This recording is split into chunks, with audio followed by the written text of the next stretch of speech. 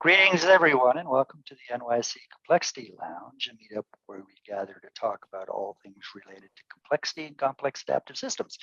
I'm Jaco Selberg, and in one of those floating boxes you might be able to see here is Barbara Frontera, and together we co-host the Complexity Lounge. Before we kick it off, just a few ground rules. We will be recording today's session, so if you do not wish to be recorded, please make sure your camera and microphone are turned off.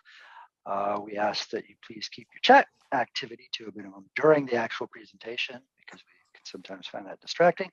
After Marc's talk, we'll have a Q&A period. You can either raise your hand or just send a message directly to the chat or directly to Barbara via the chat. The recording will be posted to Vimeo on our NYC Complexity Lounge page in the next couple of days, and that is where you can find all of our past videos from the lounge. So today, our guest will be Marc Burgauer. I'm just going to do a short bio because there's a big long bio on the meetup page, but I know him as one of the co-organizers of the Lean Agile Scotland, one of my all-time favorite groups, conferences. I wasn't able to attend, but I've watched virtually or actually all of the videos. So today, Marc will be discussing the importance of understanding context as it relates to developing the capabilities necessary for organizations to achieve their strategic outcomes. And in order to improve on these capabilities, we need to improve on the underlying practices within a particular contextual domain. And of course, all of this leads us to practice theory, which proposes that we choose practice as our primary unit of analysis. But rather than listening to me yammer on about all of this stuff, I want to hand it off to somebody who actually knows what he's talking about. So Marc Burgauer, welcome to the lounge. Thank you, Jaco. I think the judgment's still out whether I know what I'm talking about, but I have some experience. So thank you for coming, and thank you for giving me your time. I want to stress that what I'm expressing here is my own view, but I'm drawing on experience applying practice theory now for more than 3 years together with my co-conspirator, Chris McDermott, and together with a third guy called Keith Robertson. We also started our company last year, given that we start to get interest in doing this work dedicatedly. So Contextualize is our company, but at the moment this is in parallel with ongoing still work that I do as an agile coach. So just want to stress a lot of what I'm saying today has experience, but some of it is also speculative. So when I say organization as discovery, this is also meant as a call to action. Want you to start treating your organization as an undiscovered territory. As soon as any organization gets to a certain size, nobody really knows the organization anymore. I would even say it becomes too complex to be knowable.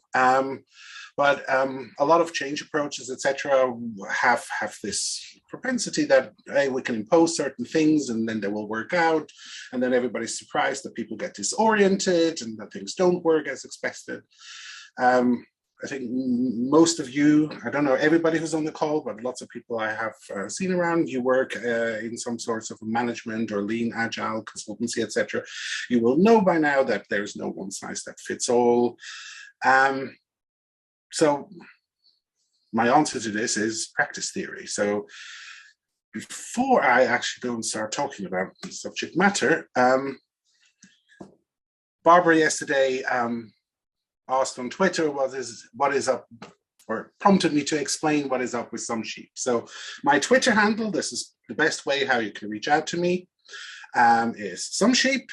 I'm happy to engage on Twitter, checking it several times a day, so it's a good way to get me. So I'm a Swiss, if you wonder about my accent, but I'm living in Scotland now for 25 years. But even before I moved to Scotland, even as a young Swiss, I already had some affinity with sheep, and that's through this comic. This is from a French author called Fmura, who sadly died in 2018.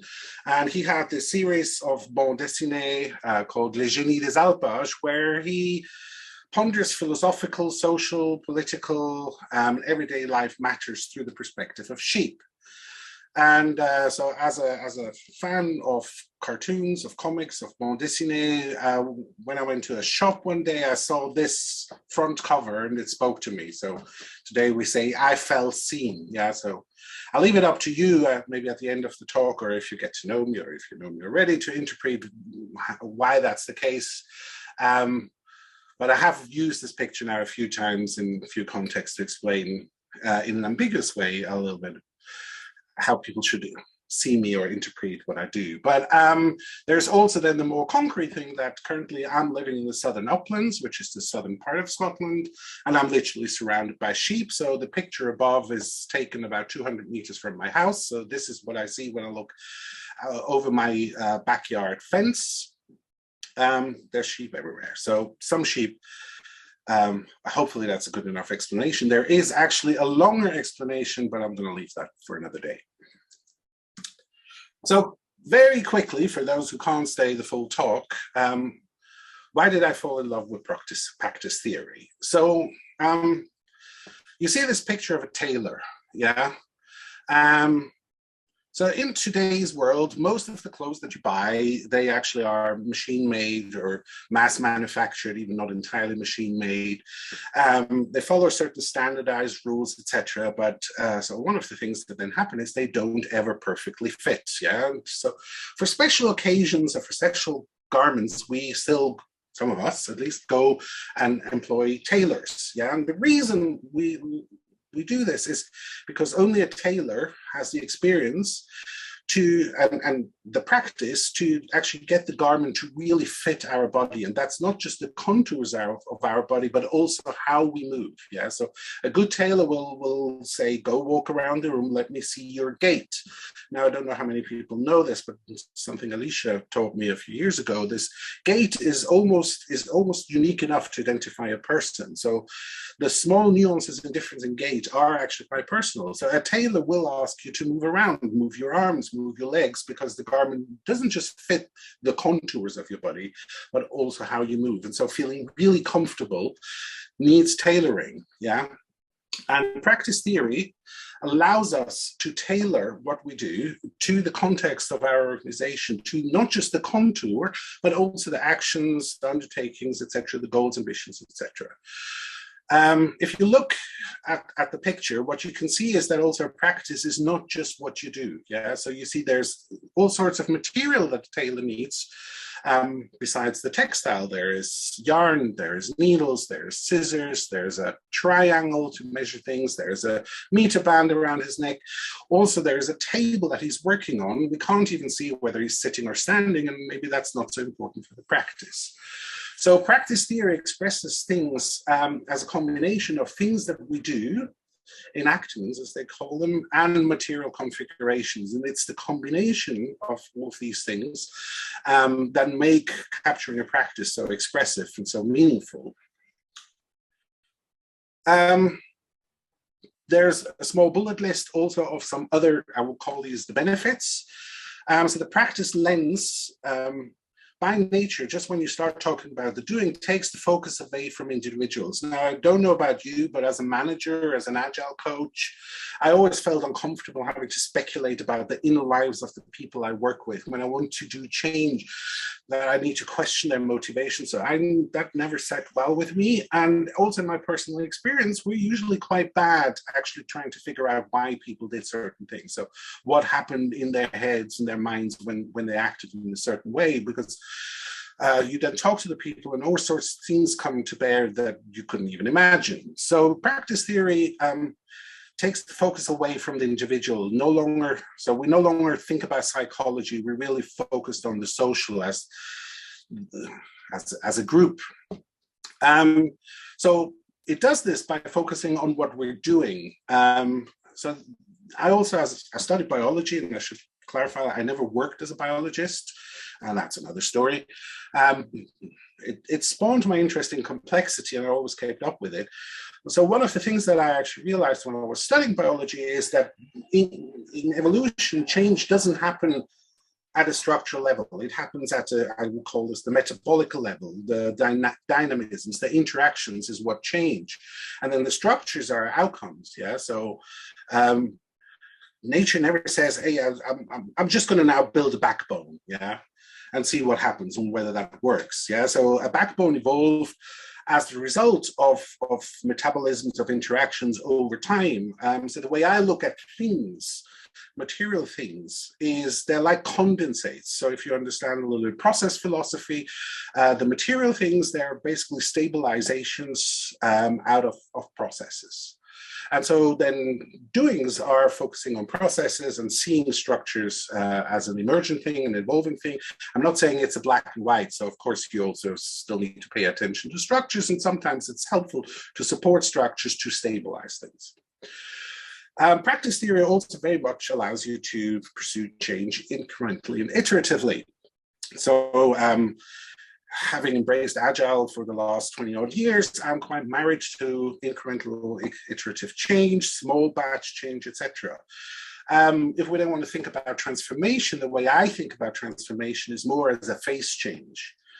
If you don't know what I mean with a phase change, so when you have water, you have it, let's say, in ice form, yeah, and then you warm it up, it becomes water, liquid water. If you heat it up even further, it becomes vapor. So these are phase changes. Everything is H2O molecules, yeah. So the underlying parts, they are all the same, but the way they're configured changes. And the phase change means suddenly the behavior of the molecules changes fundamentally. Things that were possible when you had ice are no longer possible when you have water. It's not as easy to pick it up and carry it around. But equally, once it's water, liquid water, it can do things that ice can't. Like, for example, you can drink it. Yeah, and you can put it on. You can spread it around. It can rain, etc., etc. So this is what we mean with phase change. So transformation is approached incrementally, and then suddenly the system switches into a new phase and a new state of being. And so it's silly from that perspective to trying to make transformation happen in a big change. As I said earlier, all you're achieving is actually disorientation at first, even or in most cases, actually very sustained disorientation. So I still believe if we want to do change, we should do it in small steps and let the transformative thing emerge. Practice theory also puts context first. So it is very distinct from the way we would traditionally, especially in IT, think about skills. So the aspect that we're describing skills, like skills matrix and so, plays into practice, but practice is much, much bigger.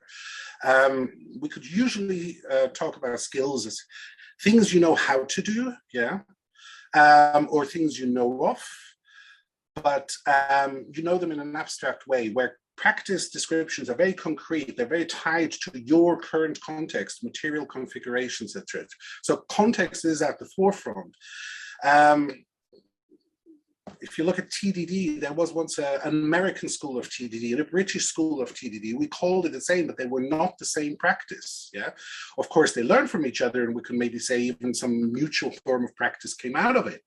But it was important to actually capture the distinctions and see the benefits. And equally so, in some circumstances, you want to go maybe more with the American way of TDD versus the British way. And don't ask me what the difference is. I hope Chris Matt stays long enough if you want to know, because he can explain this much better than me. And finally, I want to also point out that practice theory just plays very well with complexity theory and socio-technical systems view. I'm not going to say terribly much about complexity. I'm sorry about if you can hear the dog in the background. There's somebody at the door, somebody else will take care of it. I'm not going to say that much more about complexity because this is the complexity lounge. So I'm assuming some basic understanding, at least, of complexity is a given here. But we can maybe at the end of the talk discuss some of the implications of complexity. But in principle, I think practice theory fits very well in complexity. And need to be maybe clear here, I'm following the Alicia Juarrero school of thinking about complexity, which is slightly different from Santa Fe. And as I saw recently, Dave also makes small distinctions. But we can maybe talk about these nuances at the end. I'm going to make some breaks during the talk. So if you want to do some questions, etc., let's see how the time goes, but I will take some breaks. But let me get through maybe 2 frames before we do the first break. So the first frame I want to think about is change. And I'm just trying to establish some common thinking about a couple of things. So change, how do I think about change? How do we think about change? How changes how we move into the future. So if you follow Jay Bloom's talks recently, he always shows you the future cone of possibility, or talks about future cones. And so I asked him, and he told me that this goes back to this guy called Charles W. Taylor, on a book he's written, Creating Strategic Visions. Not sure, actually, so I have a PDF version that's floating around. But the picture, so this is the picture where he starts to explain this, and he says, so the way we see the future is as a cone. So the current, the present is the narrow gap. We think we know the present, so that's why it's narrow. But going to the future, there's lots of options and lots of things are possible, and we need to start to distinguish between what is plausible, what is desirable, as in we can imagine things, but just because we imagine them doesn't mean there is actually a material path that we can take that leads us there. And I would argue we're pretty crap at imagining futures and what is possible, but we can at least maybe talk about what is desirable, what is less desirable, and maybe do we have any supporting evidence for plausibility? In general, in management, we're quite good, or at least accept that the future cone is widening going forward, but the way we then actually try to deal with it is where we're creating a plan, and we then look at it as a linear thing that we're going through, and then of course the plans never happen, multiple, etc.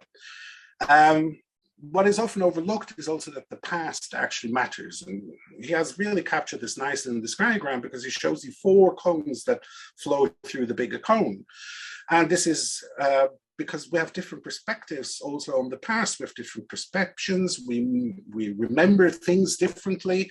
There is no accurate memory, or very few people have accurate memory. Most of us, as soon as we start reproducing the stories of what we remember, we start changing them. So, for example, I talked in the past about this, so that we look good to ourselves and say, hey, I did the best that I could do, so don't blame me, etc.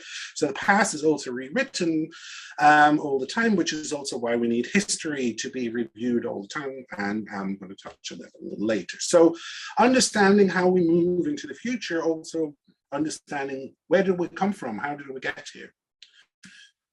2 other concepts I want to mention here, the adjacent possible, which I learned through Dave Snowden from Stuart Kaufman's book, which basically says don't start to think too far ahead. It might be okay, so looking at the horizon for some sort of direction, but when you are to plan what you concretely want to do, experiments, actions, etc., try to find the adjacent possible. Yeah, so the adjacent possible is described as some sort of shadowy future. So we see some parts of it, but it's not quite clear yet, but it's close. Yeah, we want to go somewhere that is close. And practice theory allows us to think about what are some things that are close. How can we actually, what kind of moves can we make? What small steps can we take?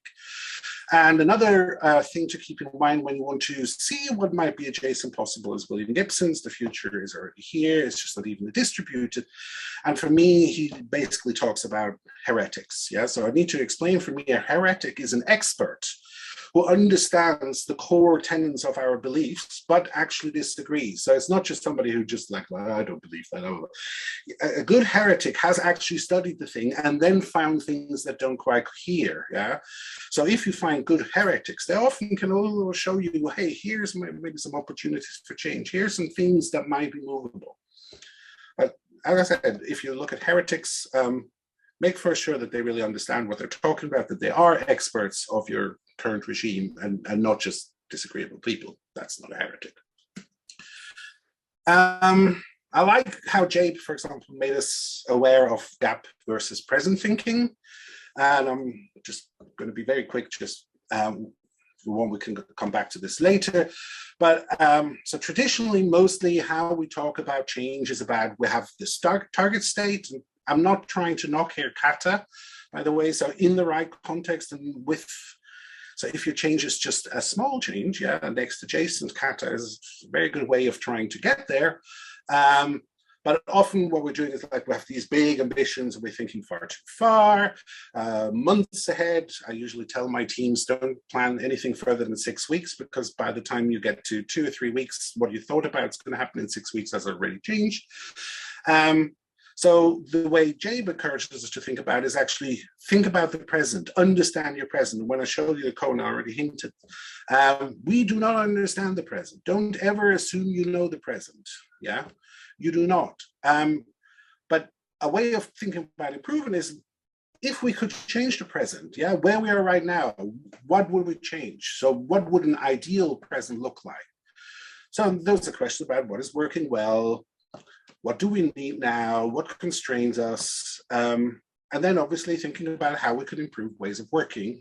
I hope I'll make the case that practice theory is a good way of doing that. And thinking about the present in this way also forces us to continuously integrate the new information that comes. That's very important, that we're not focusing on things that are far away because their feedback cycles are slow. If we think in present terms, and you will see in my Twitter bio, this is also why I stopped liking the term the future of work, is that starting about the present of work. Yeah. Let's not work on something that's going to take us years to change, decades to change. Think about where we are now and how we can change how we're working right now. Yeah, short cycles. And given that I knew he's going to show up, I just thought I'll flatter Chris Matz and put that slide in. But real options is a way about thinking about present and adjacent possible opportunities, because it says, see what options you have now and understand what their value is. And then his 4 rules. Options expire, never commit unless you know why, and one that isn't in all the presentation but should be, options increase in value with increasing uncertainty. The more uncertain you are, the better it is to have more options, yeah, because it gives you variety. Dave has taught us that if we want to successfully change complex systems, we have to run multiple parallel experiments. Well, if you know options, you will not be able to run multiple parallel experiments. So having options is really necessary. Now I'm coming to the bit that I'm slightly shaky talking about, but I think it's really important. And I was quite pleased to see that Dave in his presentation last month quickly held it up as well. So I think, so I need to be clear, I have a bias here, yeah? So partially the reason I did not end up as a biologist is because I fell out with the professors in the university that I was studying in, and I was maybe not mature enough at the time to say, hey, I'll just go and find a university elsewhere to study. But anthropology was one of the things that sort of tickled my interest. In Switzerland, anthropology is taught as part of biology. So I always had an interest, and so I have been reading Graeber for a while, and I'm a fan. If you haven't read Debt, there's another book that he wrote. I mean, it basically changed. So now this is where I need to be clear about my bias. It didn't really change how I thought about money. It confirmed how I already thought about money. And equally, this book, I might be biased, and that's why I'm bringing this out. This didn't change how I was thinking about the history of humanity. It confirmed how I was thinking already about the history of humanity. But in the bigger picture of the public discourse, this is quite controversial because he basically kicks the narratives of the Enlightenment that have been materialized recently in the books like of Harari, Diamond, or Pinker out of the park, and literally says, forget about these assumptions. The core story is that they suddenly frame the Enlightenment actually as sort of a conservative reaction to the critique of indigenous intellectuals about Western society.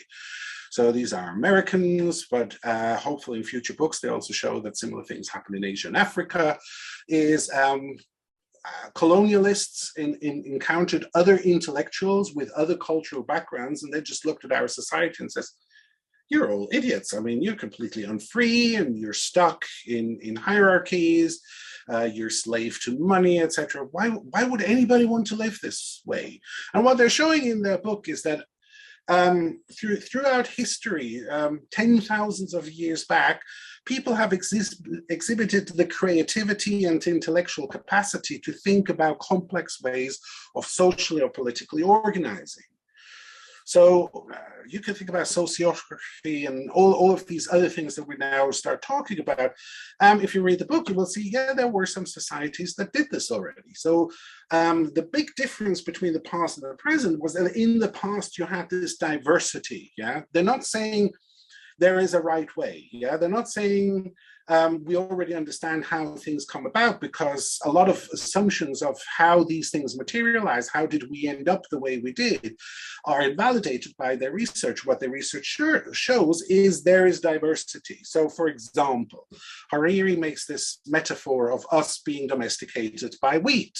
But what they're showing is that humans experimented with agriculture for 3,000 years and in many cases dismissed it as, no, we don't want to live this way, before it took hold. So this concept of being domesticated by wheat is absolutely nonsensical. They talk in their book about, so this is where I think they're in the theory territory, and I like the theory, but I'm not saying they have conclusively proven this to be true, and I would expect there will be quite a bit of discourse. But they're making this claim about there were, up until some 100 years ago, 3 freedoms that humans enjoyed everywhere, or most of the humans enjoyed everywhere. This was the freedom to disobey. And by that, they mean you don't just need to obey any commands. You can literally disagree, and you can have a reasonable expectation that there will be a debate and that you're taken seriously, that your critique, skepticism, and unwillingness is not seen just as a bad thing, but actually as an intellectual challenge, yeah? That you had the freedom to go somewhere else. You didn't need to stay with the group of people that you grew up with. In fact, we now know from some genetic analysis of some of the more indigenous people that we can still observe that that's actually the norm. Traditionally, we're meant to believe that social tribes are usually very kin-based, but work that you can read up in Joe Henrich's book about weird people, which I would also recommend, he shows the data of some groups where actually moving around is the norm. Yeah, so genetically we can analyze some of these tribes and we'll see, okay, they're a mix of people from all sorts of ways. And so traditionally the expectation could also be you can go to another tribe and have a reasonable expectation of being accepted. So hospitality was a accepted virtue that most human cultures actually held highly. And it's only a recent thing that we suddenly think about, no, we don't want immigration, we don't want foreigners, and they're bad. Yes, that's a very recent thing. And the third freedom is that you have the freedom to actually even say, hey, I have some like-minded people. We go and we create our own social arrangements. We're going to live our own way, and we're going to start up our own tribe according to our own needs. I mean, in an increasingly populated world, this might become difficult to impossible. This space didn't used to be a problem until maybe 200-300 years ago. There was always opportunity for people to go somewhere. But I started to think about these 3 freedoms in an organizational sense. Are people in an organization allowed to disobey commands? Can they be skeptical? What happens to them? And what does that say about the organization? Can they say, hey, I no longer want to work in ops. Can I please go in the development team? Or can they say, hey, actually, can we start something new? Can we do, I just remember the first organizations I worked in when we started to talk about, hey, maybe we do a product team and we want to have an end-to-end thing, yeah?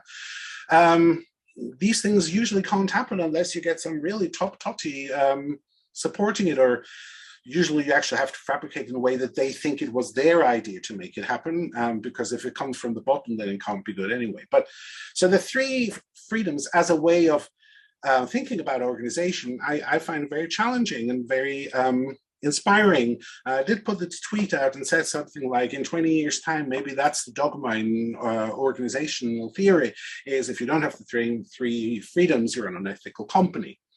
And they do also contrast this with 3 forms of domination. So what's the opposite? And they're basically the control of violence. So who has the authority? So we live in states, and the state has the monopoly on violence. But also the control of information, and then personal charisma. So how are we personifying achievements? How are we personifying power? Yeah. So obviously we have elected politicians, but it's also the whole political class that already sifts away the possibility for just somebody suddenly saying, hey, okay, I think I can do a better job in politics and enter it. It's almost impossible these days. In hierarchical organizations, obviously, clearly you also have this thing about personal charisma. So don't take charisma here too literally. They don't mean that these people are charismatic per se. It is that their social position gives them charisma in the social context. And the last thing I want to mention about this book that I find really, really useful is that they talk about the concept of schismogenesis. Difficult word. Schismogenesis. I did practice it before, but never mind. Schismogenesis, which literally means creation of division. And what this concept actually means is that they could observe when they looked at cultures that in order to actually generate identity, we like to be different from our neighbors. Yeah, we like to do different things than the team next to us. And when I was reading, so they show, for example, there was one culture where you have like hero culture and strongmen and blah, blah, blah, and then literally the culture next door sharing a lot of the tooling and the technological bases or material configurations from this culture, but they would be softer, yeah? They would give women a bigger influence in their society. They were not so interested in the strength of the individual, but they would be more on social coherence. So humans, in order to generate identity, like to be different from other humans, yeah? I don't want to be exactly a copy of Dave, yeah? Even though I think Dave says many intelligent things, but I want to be different. So I will disagree with him on some things. And some of these disagreements will not be rational. They will literally like, I want the opposite view. I'm just pointing you out, Dave, because you're constantly showing in my window. I don't know where that is. So it is a very powerful concept that we're often oversee when we try to change organizations, where we say, oh, we want all these teams to be uniform. Yeah, so you should do all agile, you should do all it in the same way, or here we do Scrum. But that is actually against human nature. And so you need to allow teams to differentiate from each other. Yeah, you will not be successful. I mean, start thinking about it. I've seen this everywhere. I just didn't have a concept for it. So I really would like you to encourage this book. It is long, but it's excellently written. There's funny bits, etc. I don't think you will find it a waste of time. And it has a core quality that other books of this nature don't have. So Harari, Diamond, Pinker, who've recently wrote books in the same ilk, none of them are archaeologists. None of them are anthropologists in the sense that that's their learned discipline. Yeah, some of them call themselves that now, but they actually haven't done the educational and they haven't done the field work to the extent that these two guys have. And all they're actually doing is bringing a lot of research of the last 40 years into this book that hasn't been talked about in the public. So it is not grand theories and it's not grand recipes. They're not saying, hey, we have it all figured out. It's literally the way they articulate it is literally, let's start a conversation. Okay, so the practice theory take on change is here from Stephen Kennis. So he's a practice theoretician, also a practitioner, and he's doing very important work in education. So he works with schools and universities and is studying how do we actually pass on knowledge? Yeah, the passing on of knowledge itself as a practice. And he has coined this phrase that Chris and I, when we first read it, immediately fell in love with. So we only know that change has taken hold when we can see a sustained change in practice. So you only know that your change actually works if you see, yeah, people are now working differently. They're doing things differently. So this is one of my core experiences early on when I started thinking about practice theory. I was in this large organization. They said, oh, we want to upgrade our technology. We have this shitty old database. We want this fancy new database. Yeah. And I spent millions bringing it in. And then you looked at the teams and they did exactly the same thing that they did with the old database with a new database. Yeah. They even perverted some of the benefits of the new database so they could continue doing things in the old way with the old database. So if you want to do change, you have to see this as a whole thing. People using a new database not going to change anything. They still will want to do it in the old way, yeah?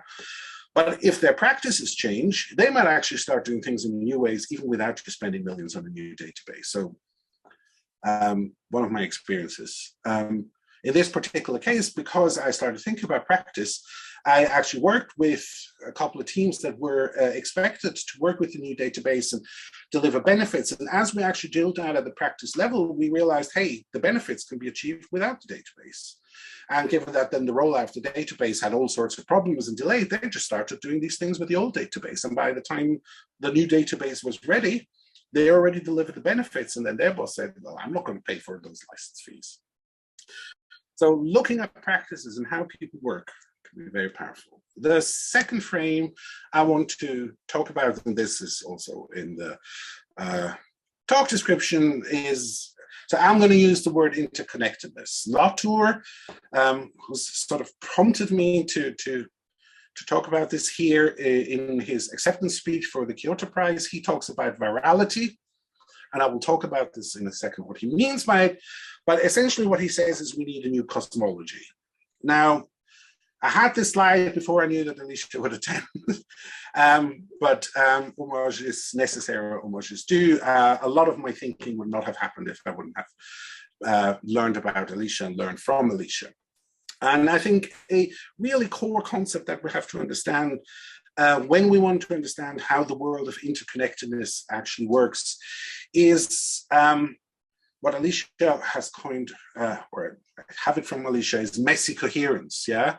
Your coherence can't be clear. You can't, the boundaries have to be fuzzy. They have to be fluid. They have to be in movement.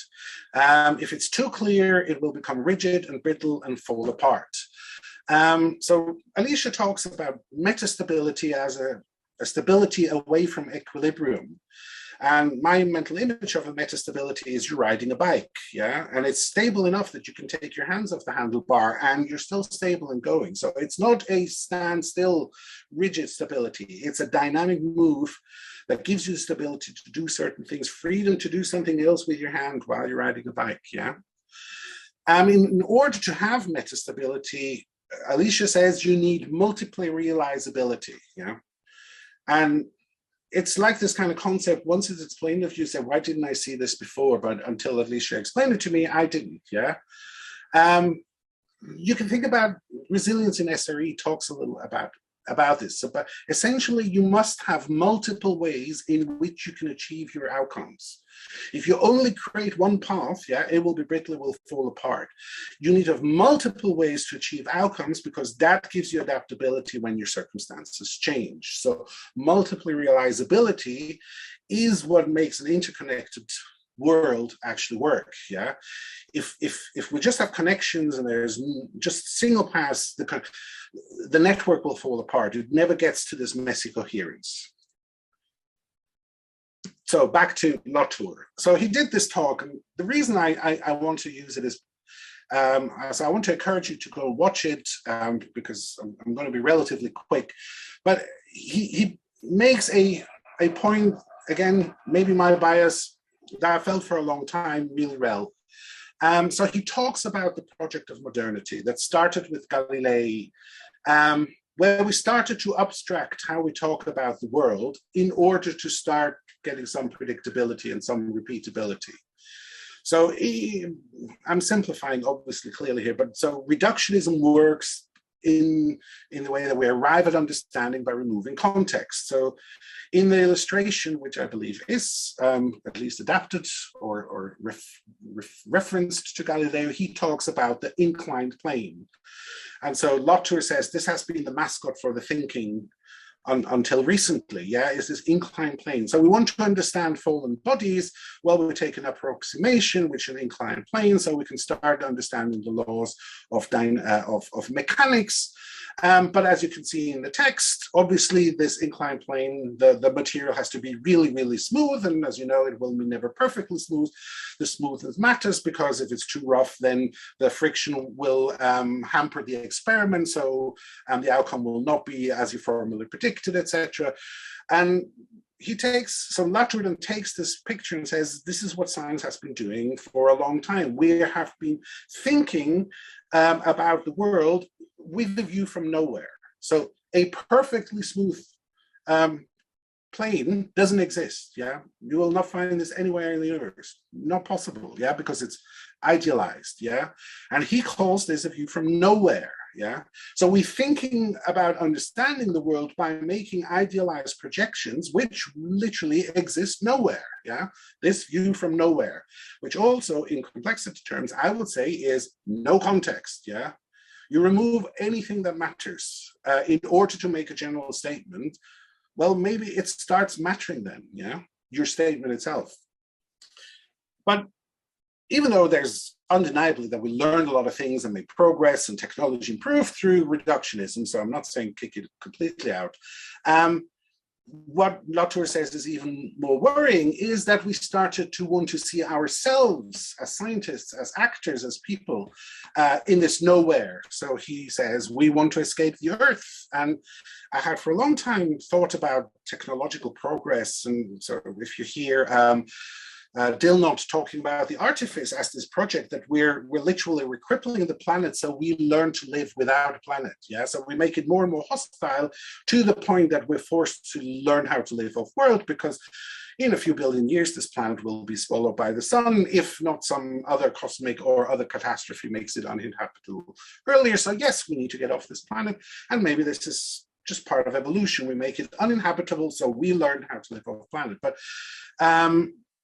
once you get into biology and understand, so recently we started to accept that as humans, yeah, you're not just a human being. It's not just human DNA that makes you. You carry around more cells that aren't your DNA in forms of microbes and microorganisms, etc., than your own human cells. Yeah, so think about it. When you walk through the streets, there's more non-human DNA and move than human DNA.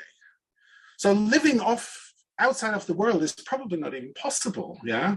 Or even if it is possible, we're eons away from understanding how we could make it possible. How much of the environment is us, yeah? How much are we of the environment?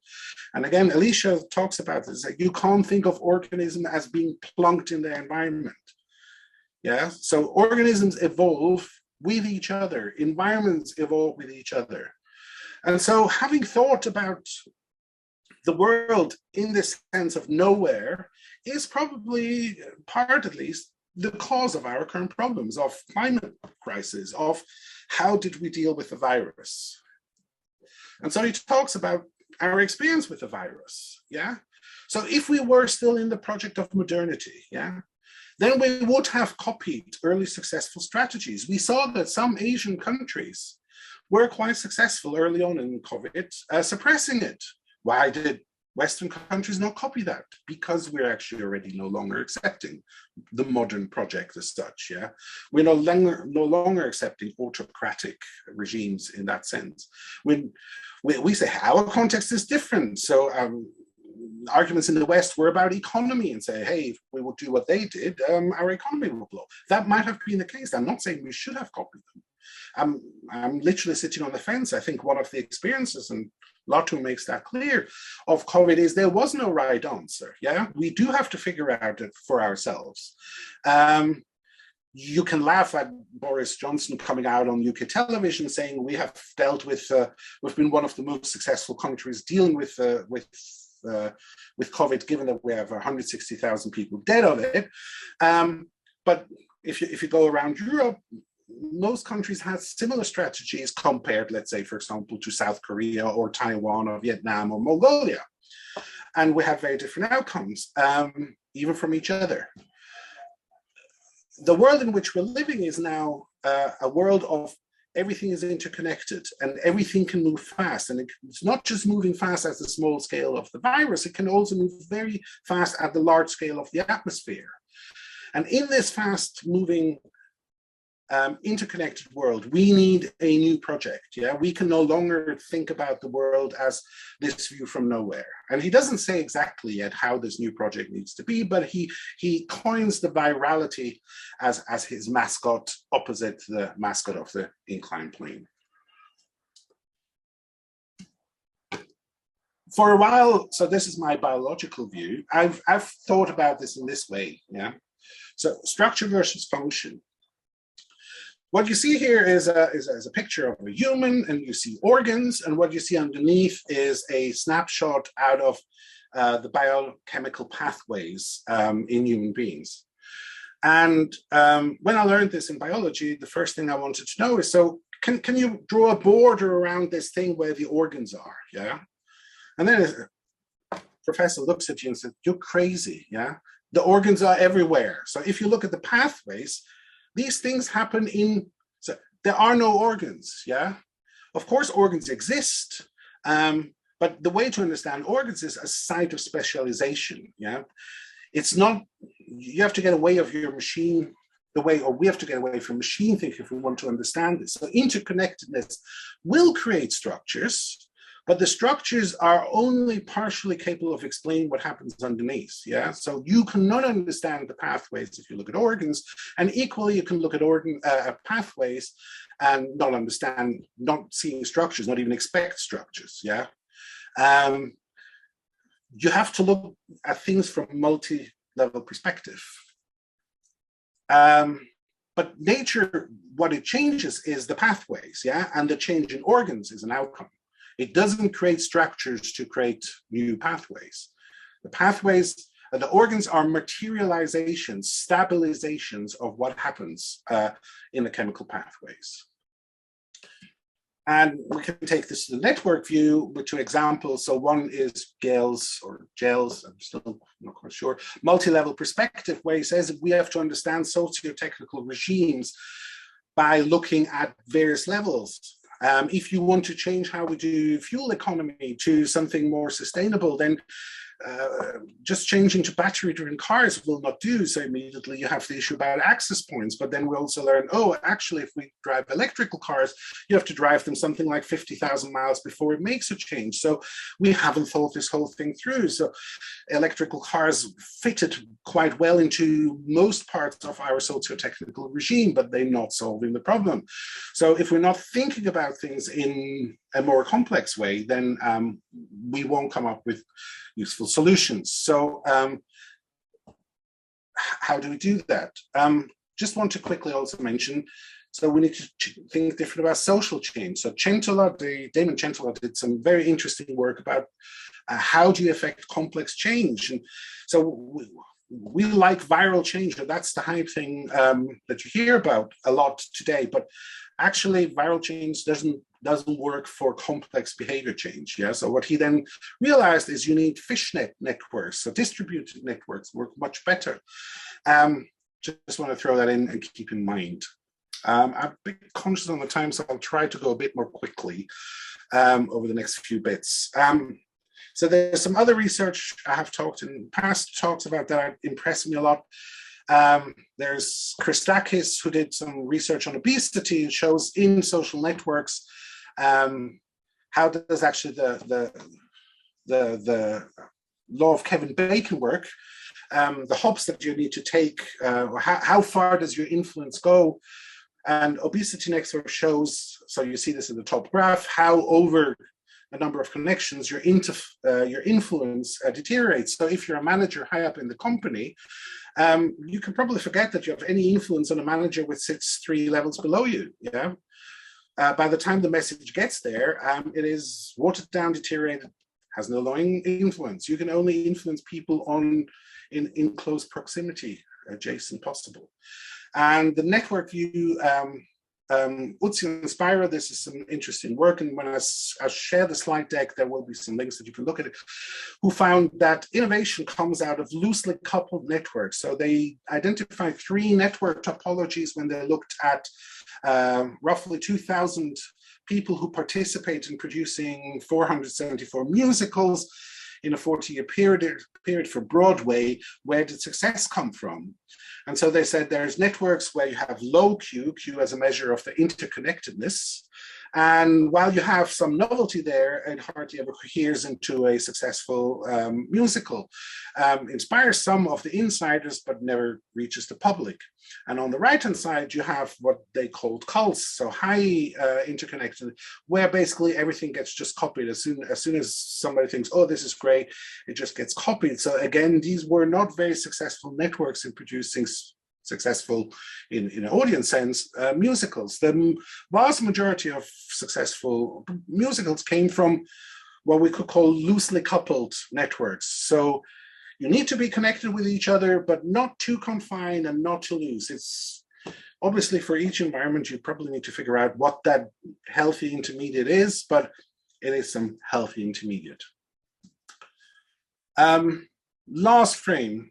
Okay, so sorry, I was wrong. There's 3 frames.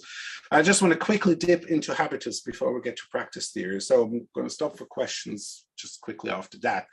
But so when we talk about practice theory, the question that we're really interested in is how is culture reproduced? Or how are abilities, capabilities, how are outcomes reproduced? And so the anthropological way to think about this is culture. And so the concept of habitus is very important because practice theory literally is looking at habitus and trying to understand habitus. And so the concept is quite old. I think Plato or Aristotle already had forms of it, but Marcel Mauss was a recent inspiration. He took this up because, so what he could observe is that culture is reproduced by bodily enactments. And an example for this is how people eat, yeah? So you can see in some, you hopefully know this, in some parts of the world, people still prefer to eat with their hands. In other parts of the world, people like to use chopsticks. And in, I think, our part of the world, most where you will be from, we use knives and forks. Now, it is not just the simple technique of the body that here matters. It is also important that each of these bodily techniques requires different material configurations to be done conveniently and successfully, yeah?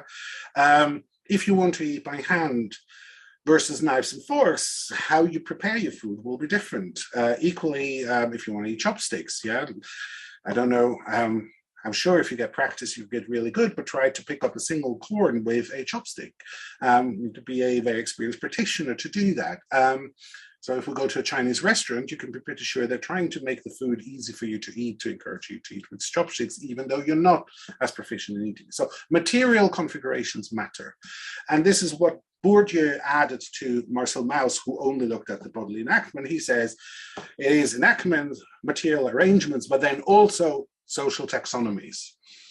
And what he means by that is that literally, as humans, we have this propensity to think in patterns, yeah, and put everything, we like putting things in boxes. And this has to do with our brain tries to save energy. So we're looking for shortcuts to make sense of the world, yeah. So categorization systems are a very good way. We're sorting the world into boxes. And not that he ever said that, but you could express Bourdieu's view as I classify, therefore I am a social being, as in what makes us social beings or what connects us socially is shared taxonomies. And so once you understand, okay, so there's enactments, there's material arrangements, taxonomy, you're almost at social practice theory, which we want to go next. Just before I take questions, once you go down the rabbit hole that Chris and I went down, what's going to inevitably happen to you is that you start to see the world through this lens. So habitus means social practices everywhere. The whole world, and this is what Bourdieu said, is we constitute our world through the way we act in it. And acting in it means enactment, material configurations, taxonomies. Yeah, they all play together all the time. Yeah, this is what means practice. But suddenly you just see the world as practices. Okay, let's take a break and see if there's any questions before we go down the details of practice theory. Okay, well, I know Dave and Chris Matz have to leave soon. So if you guys have anything you want to ask Marc, now is the time. I think I probably wanted to be in for the second session rather than the first. Sorry. Because the question I was formulating is when are you going to get to habitus? Yeah? A couple of comments. I mean, I've actually been reading up on this because I've been writing the Christmas blog series on ritual and habit and symbols. Yeah.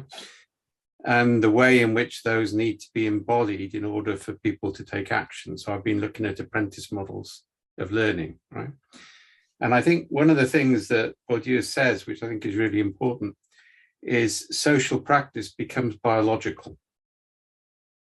Right? And we can link that in with what we now know from epigenetics and what we know from material engagement theory, both of which actually give us a much more detailed biological explanation of that original insight. But I think you've also got Heidegger's concept of a horizon of intelligibility, which I think is one of the reasons why it comes into the way that people do things, right? But I think part of what I'm working on at the moment is a typology of a set of distinctions and a set of typologies around habit and ritual and symbols. Because one of the things we want to try and do is to map them, yeah? And having mapped them, work out where intervention is actually possible, yeah? And the degree to which, for example, your Taylor example at the start, it's not just the apprentice model, it's the whole tradition of the craft hall, which goes back hundreds of years. Yep. Right, and so you can't just institute it, right? Whereas learning to ride a bike, you could actually do from scratch because there's no need for a long tradition behind that, right? And I think the final point I'd make is I think the whole purpose of, and I would move on from practice theory, by the way. I think that was, it was an interesting way of talking about structure and agency. But I think we can sort of move on from that label now in terms of the way it works. But I think one of the things we're starting to try and look at is how do you create a system in which one of the things that ritual and habit do is they radically reduce the energy cost of decision making. Right? Now, that's actually really important because evolution tends to energy minimalization. And this is stuff I've been saying for a long time. If the cost of evil is less than the cost of good, you will always get evil. And that links into the dispositional state stuff. So I'm interested in looking at this in terms of energy cost reduction in human systems, but also in starting to look at a series of typologies around the process of acquisition and starting to look at practice in terms of ritual, symbols, and habits, yeah, rather than just practice, because I think we need better analytical techniques at the moment. Yeah. So I came on to hear the second part, so I'll have to look at that. You need to watch the second part because I think we have some. So practice theory gives you, so social practice theory specifically gives you some topologies that can be used for analytics. Whether that is good enough for what you have in mind, I'm not sure, because we're not looking at energy efficiency in that sense, even though I agree with you. It's absolutely correct what you said. So I made a note that maybe need to spend some attention on it. But also want to just quickly add to what you said about biology.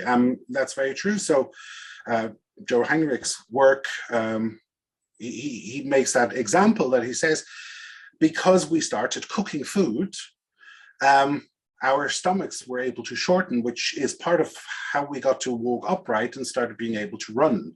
So practice very clearly has influenced biology in a very easy, demonstrable way. So yes, it does. So the way practice theory talks about it is literally tools or even the body as a material where competences get materialized. So as I said, that's why I've talked a little bit about organs that way, is how you practice actually has material impact and changes material configurations, even in biology.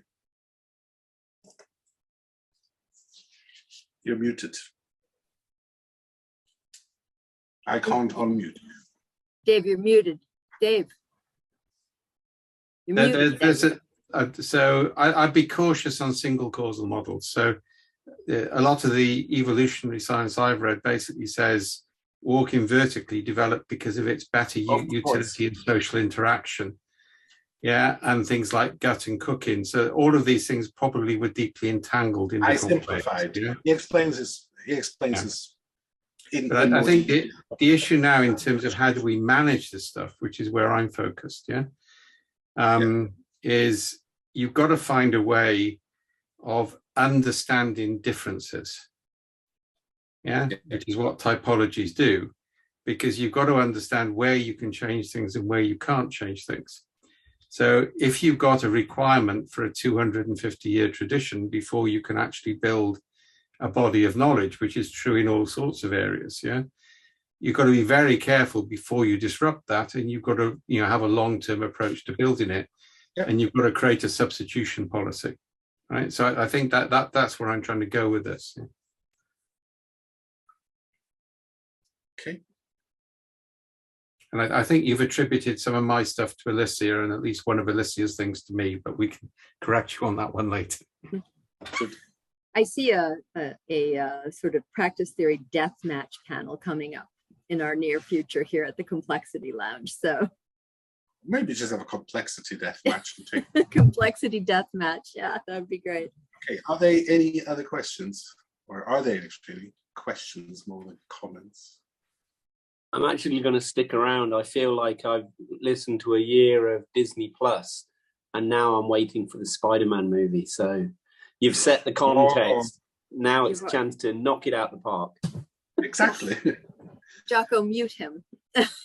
I mean, for me, Chris, one of the interesting things too about the dawn of everything, which you referenced, is that it sort of brings to the fore this question of the linearity of change and progress, right? Like that where, the change management and transformation as they are currently discussed are very linear processes. And one of the things that Graeber and Wengrow make very clear is that that's mythological at best, that progress as we define it was not linear to begin with, and that our hopes and dreams for a future state or an ideal future should not be linear. Yep. And in fact, Mark, one of the key insights that you shared with me about David Graeber, and I think it might have been you and Trent, was that it's almost like the introduction of postmodernism into anthropology, because what they've done is they've suddenly realized that all these anthropologists were actually colonialists, and they'd go into a kind of a historic city, and they would look for the king, because any big city obviously had to have a king, and then they'd go and look for the building was the place where the king was, and actually there wasn't a king there. And actually this is what you find when you introduce change, which is you introduce a new way of working, and the other people already in that culture are looking for the king. So they're looking for the role of the project manager, and if they can't see it, they insert one because they assume it must be there because they've had one in the previous one. So that was one of the things that you and Trent shared with me previously. But anyway, I want to see the Spider-Man movie now.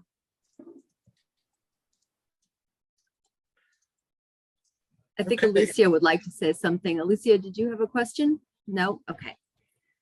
All right. Just a cautionary point, Mark, as well, that there's a heavyweight anthropological criticism of the book now. And I like the book and I have huge sympathy with it. But I think the legitimate side of the criticism is that they've actually abandoned everything to do with power. And that therefore is a problem in their historical analysis. So I think it's been a great book to trigger a switch, but you need to approach it with extreme caution and look at some of the criticisms would be a comment. I love the book, to be clear on that. Okay, Andrew has a question. Mark, before you go on, Andrew has his hand raised. Yeah. Yeah, this is kind of a comment on something I didn't hear brought up in this context, but I think it relates really closely to what Dave and Mark have been talking about. And I didn't know if it had entered the space because I'm coming at complexity from kind of an ed psych perspective, but situated cognition, situated learning, Jean Lave's legitimate peripheral participation. So the Taylor is a big example in that as a community of practice, and how education and learning is a contextualized social phenomena. And you can achieve these changes through participation in communities of practice. And I mean, that might be kind of where you're heading into it, but I didn't know if that theory had entered the conversation. So I just wanted to bring it up and see if it was something that had been built on or incorporated. So you could do a long list of concepts like the ones you just explained, but other ones, modern ways of thinking about cognition, thinking about understanding knowledge, etc., that all fit very well with practice theory. I took a more novice-oriented approach here, so I can't list them all, and I don't want to go over them all. So even actually already time-wise a bit long on the intro, and now need to get to the showdown, if that's okay. But yes, you're absolutely correct. They play all in this field. So embedded extended cognition is part and parcel of practice theory. Okay, so one more question, Mark. Ian, it was only real. It was only a comment. It was just, I was going to post it, but the only comment was around the bit around emergence requires multiple realizability, so process redundance, and I just chimed with stuff, reading around resilience on functional redundancy and response diversity. And that was it, really. Correct. Good. So let's enter the next thing. Just a bit conscious of time, so maybe trying to go a bit faster. So as I said, a core reason why we were so interested and why we got so excited about practice theories is this shift from psychology to the social level. And so the way Elizabeth Shove, so she's the creator of social practice theory, which is one of the branches of practice theory, but the one that Chris and I found so actionable, and the one that Jay pointed out to us, got us excited about. The way she articulates this is individuals feature as the carrier or hosts of a practice. This is a radical departure from more conventional approaches in which understandings, know-how, meanings, and purposes are taken to be personal attributes. So you become a vessel of a practice. You're no longer the cause or the owner of the practice, yeah? The practice comes out of an environment, yeah? It's part of an environment, so it's emergent, it's situated, it requires material configurations, etc., taxonomies. What Dave said about most deep practices have like ages of experiences that are passed on, etc. How can you hold a single person responsible for doing a practice? Yeah. So the key point of Elizabeth Shove's taxonomy or classification, or how she makes this something we can analyze, is that she actually says a practice consists of three elements: meaning, material, and competence. And so this simplifies a lot of practice theory into something that actually has become very reproducible. And the only caveat that I want to put here is that maybe the way Chris and I and people who are now helping us with our application of practice theory, maybe we're overusing the simplification here. That might be a valid criticism. But we are doing work, and we're expecting, given that we want honest answers when we do the work, we will experience when that becomes a problem.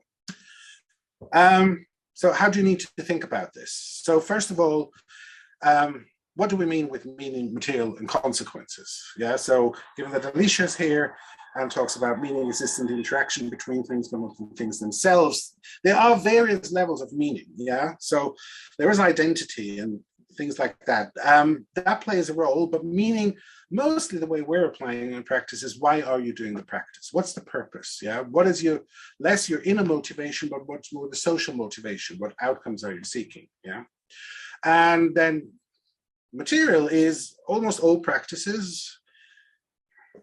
It's a fuzzy zone when you abandon the concept, need physical material. Yeah, so I have been caught in discussions where I say, maybe some practices like trusting might not need physical material, but in general, it's better to think about material as a physical thing. So you do work in an environment.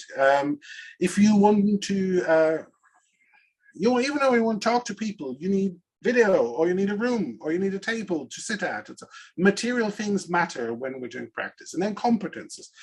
Competences are things that you know of, know how, categorization system that you're familiar with, etc., that you carried around. So describe things in this way. Just very quickly, because you will later see we're using Wardley maps, it needs to be clarified. Evolution of practices doesn't work the same way evolution of technology works. So the way Shove talks about evolution of practices, there's proto-practices where you have the elements, but they don't integrate, yeah? And X-practices is the links are broken. A practice means you have integration of meaning and material and competences. And the way you integrate, yeah, is important. It's actually what makes the practice. You can use the components quite often in different ways, integrate them in different ways and have a different practice. It's not so don't go in an atomic way, but it is the integration that makes a practice. And so either they are integrated, so you have a practice, or they're not. And then either they've never been integrated, and there's maybe proto-practice, as in you might start having, hey, how about we're combining these things, we integrate them together. Or it's an X-practice, you can remember when we used to do this stuff? Well, we're no longer doing it, yeah. And then the linkages, they also get forgotten, yeah. So if the practice is X-practice long enough, we might not even trace, can you imagine they integrated these things? Why would they do that? How did this even work? Yes, that happens. So it's also important to understand that things change. So the different elements have different paces how they change, and there's no constant. So in general, you will observe that meaning might stay stable much longer than the competences and the material, yeah? So why we're doing things, the purpose will, but in some circumstances, you will come across where the meaning changes very quickly too. So an easier way just quickly to explain this or make this a bit more tangible is I did this as a challenge. So Chris Matz put a video out about agile ironing, and he asked me then to do the equivalent for social practice theory. So at the time I put this together for a talk that I did. Even have a video version, but I'd rather talk you through. So here I just highly simplified, highly removed a lot of details, but just to explain a little bit how this works. So you can start thinking about ironing as a pre-form of ironing. We know the Vikings, they used tablets and very smooth stones to treat their fabric, yeah? So they smoothen the fabric. We think, we don't really know because we can't ask them, well, there's good evidence that actually helped the longevity of the fabric. So if you think about leathers, etc., so when you let them crumple, the longer they crumple, they become more brittle. If they stay nicely smoother, so they might actually last a bit longer, yeah? So you want smooth fabric. You use a polished stone, a board. Later we see even combs when we use fur, etc., to even that out. And the physical thing is you have to apply pressure. It's hard labor. Yeah. So when people actually try to reproduce this practice using these materials, they found out it's really hard. Sorry, I'm going too quickly here.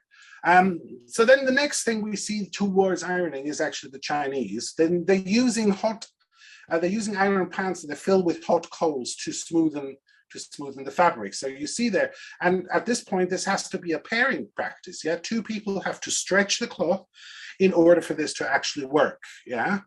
The interesting thing is that these pans were around 300 years before they actually started doing ironing. So even the material, so you could say the opportunity was there. It didn't immediately come to mind. Then we're jumping a bit forward to Europe, when we actually have irons, yeah? And so suddenly ironing can be done by a single person. So you need the invention of cast iron to make that happen. So the cast iron actually allows them to materialize this into a tool, into a device. We also have a cloth, and we're doing this at a table. And we start to get really sophisticated with the whole technique of ironing. So you see here's this guy and has this fancy collar, and that required actually these specialized irons to look right, yeah? So when it washes and blah, blah, you need this kind of iron. Now, I wonder if any of you can guess what kind of adaptation of this tool came out. Does this look familiar? to anybody? Maybe something you use nowadays that maybe looks a bit like that. That's a curling iron, yeah? So literally you can see that this thing was invented for these kind of colors, but then relatively quickly they realized, oh, and at that time they have these, you know, these huge wigs, you remember, you might have seen this in movies, etc., that also needed shaping, and these irons did an excellent job of it. So one of the things we learn from practice theory, and an important, really important lesson, is new practice comes out of existing practice. So you want people to do things they haven't done before, adjacent possible. Think about what they're doing now that could be the building block for this new practice. Yeah? So new practices build on old practices.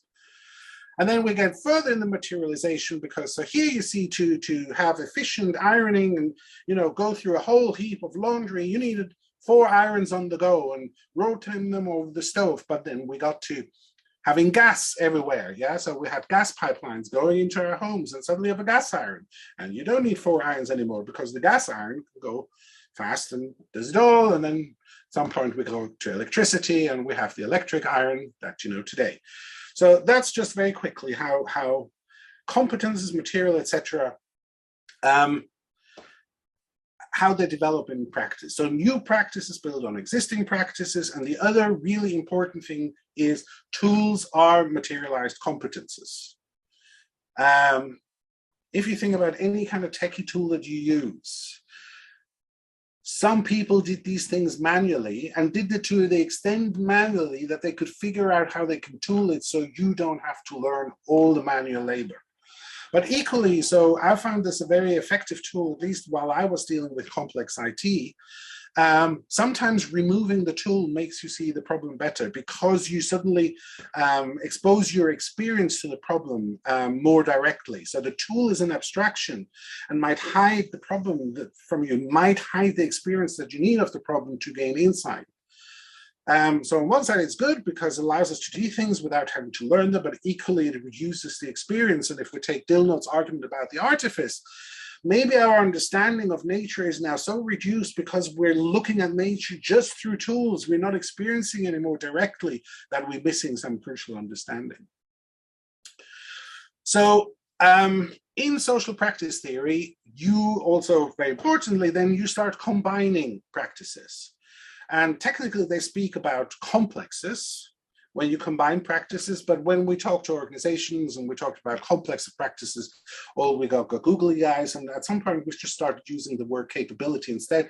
And suddenly it makes perfect sense to people, managers, etc., engineers, and so on. So think about capabilities as the integration of practices. So here's an example of cleaning a shirt. Since we just talked about ironing, well, the ironing enough is not enough. So first of all, the social norm is I'm going to work, well, obviously not today and not anymore in remote times, but I used to go to work in an iron shirt because you never knew when maybe the exec will come and visit you and you don't want it to look crap. You wanted to adhere to a social expectation, etc. So we would go to work in an iron shirt, but that meant you need to know how to clean a shirt. And once you start learning how to clean a shirt and iron a shirt, you know, hanging up the shirt matters actually, that you take the minute and stretch it a bit and put it nicely, maybe close the buttons, etc. So all these little practices come together that makes them the ironing, which is in the middle, better. But you'll still need to know how to set up your iron, you know, how to steam. There's lots of practices involved in getting to my nice clean iron shirt. But the capability is I can go to work, and if the exec comes in, he sees me in a nice iron shirt, and we think I'm an orderly person. I'm adhering to their social norms. So this is also then an easy way to say you can have fractality, yeah? So if we say capabilities is the integration of practices or other capabilities as illustrated here, then you have fractality. You can start thinking about practice complexes or capabilities or anything you want to call this actually on various levels of the organization. And I'll show you shortly how that might work. So this is practices constitute and sustain the complex dynamic systems in which they are located and explain the remarkable stability and resistance to change in many everyday activities. Changes in systems happen if the practices that structure the routines and rhythms of our lives evolve. So this is the practice view of the world. So I thought about making change, but forgive me because the last question break took a bit long. I'm going to skip that one. And I want to quickly, trying to get maybe 15 minutes on what is maturity mapping that you've seen at the bottom of your screen all the way through at a quick glance.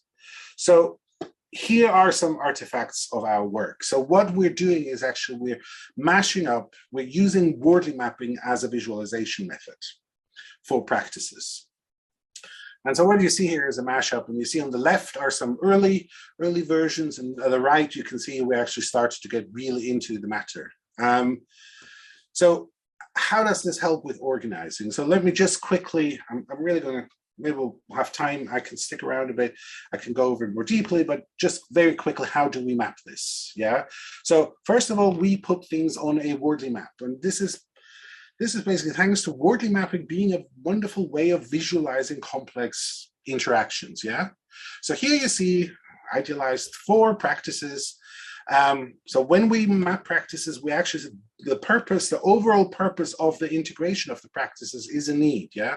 So we're following here Wardley's doctrine that a map has to be anchored by a need, but we're not always talking about the customer. So this can be an organizational need, it can even be the need of a team or a product person, etc. Yeah. And when we talk about evolution, then it's not actually the practice per se that evolves, because as you've seen, practice theory doesn't believe there is an evolution of practice. There's proto-practice and ex-practice. But the way we're mapping the evolution is what's the value that the organization gets from the practice. Yeah. So when we start doing the practice, maybe very few people do it, the organization doesn't care. So that's why it's for the organization, the practice is a concept. And then emerging is, oh, there's some value coming out.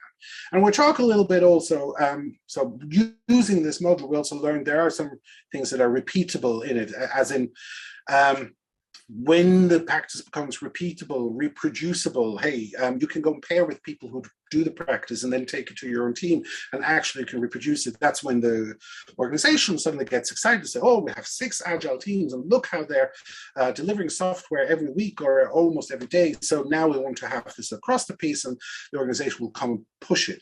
And you're at best when you basically say, yeah, we can think about ways of improving the practice, but there's no way for the organization to get more value out of it.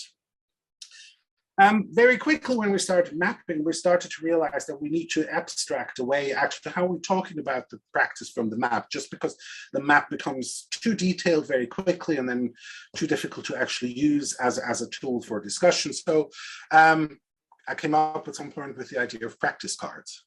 And as you can see, so we already went a little bit away from Chauve's meaning material and competences, because actually talking about competences is really, really hard, takes a long time. And so there are versions of practice cards where we have lots more categories, where we actually then start talking about the taxonomies and the knowledges and the know-hows, etc., the need from the practice. But when we start talking to people who are doing the practice, initially we focus about these 3 things, because that allows us to have conversations about integration and positioning on the map. And this is meaning.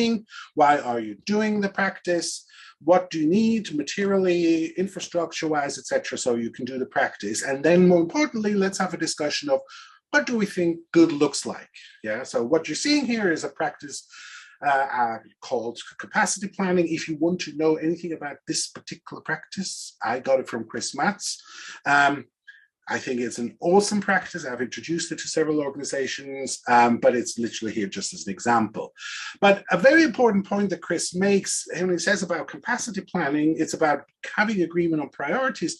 If there is no horse trading, once you understand your capacity limits, then you're not really learning about your organization and how you need to change your organization. It's the act of horse trading between options that we can deliver when we prioritize that start to make us see, okay, so right now we can only get that much because we're limited on this capability or practice. Well, that gives us the impetus to actually say, okay, in 3 months' time, we want more of that. So maybe we do less things, but start allowing people to learn how to do some of these practices so that in 3 months' time, we can do more of the things that we really desire. So a core articulation of practice is you learn it by sharing. Yeah. So if we think about apprentice model, the apprentice works with the expert, with the master, with the experienced person.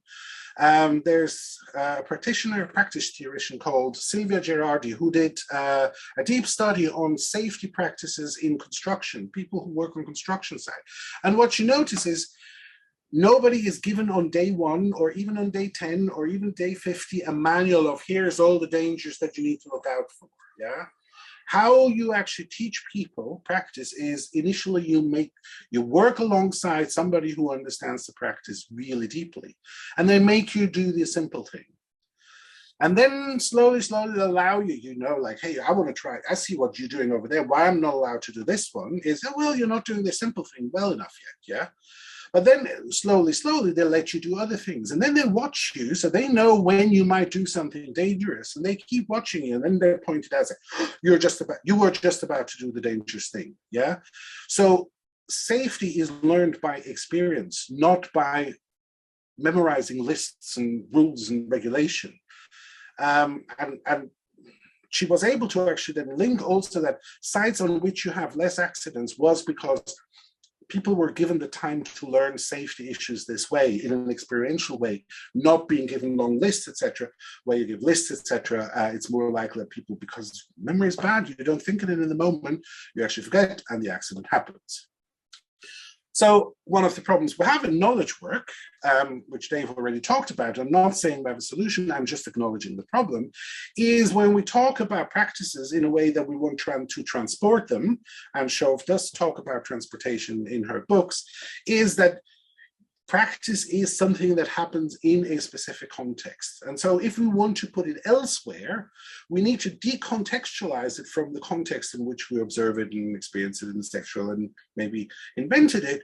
We need to find some ways of storage, but then also when we get a new environment, we need to recontextualize it. Yeah, so one of the experiences that we already have that we could build on and that we now reproduced using this approach is pairing in IT. A lot of people learn through pairing. I'm not saying that's the only purpose of pairing. It is not. But pairing or mobbing, for example, is a very known way, a good way of newcomers to a practice in IT, programming, developing, testing, etc., to learn from others, yeah? Because you work together on the problem, so it's applied, it's experiential, etc. But in an example that I'm going to play on in a moment, we've taken that to an extreme. So sharing practice is a core thing. And when you share practice, the important thing that we learned, or at least we believe that our experience informs that learning, is you want somebody to learn the practice, put them in the team where the expert is at home, so they experience what good looks like. Don't put the expert in the team, which is what consultants, etc., are often doing. Put the expert in the team where the practice isn't working or where the practice is missing. The important thing for people to learn is that they actually get an experience of what does good look like, yeah? And then they can talk to them, why do you like this practice? Because it has these benefits, it has these positive attitudes to your work, it supports you, it makes things happen, etc., so that they can see and experience it. And Teams of Teams, the book, they talk about this in the same way when you rotate people, yeah? The purpose of rotation is go and see what good looks like, go learn what good looks like, learn something about how it happens, then take it back to the environment that you know, and then try to recontextualize it.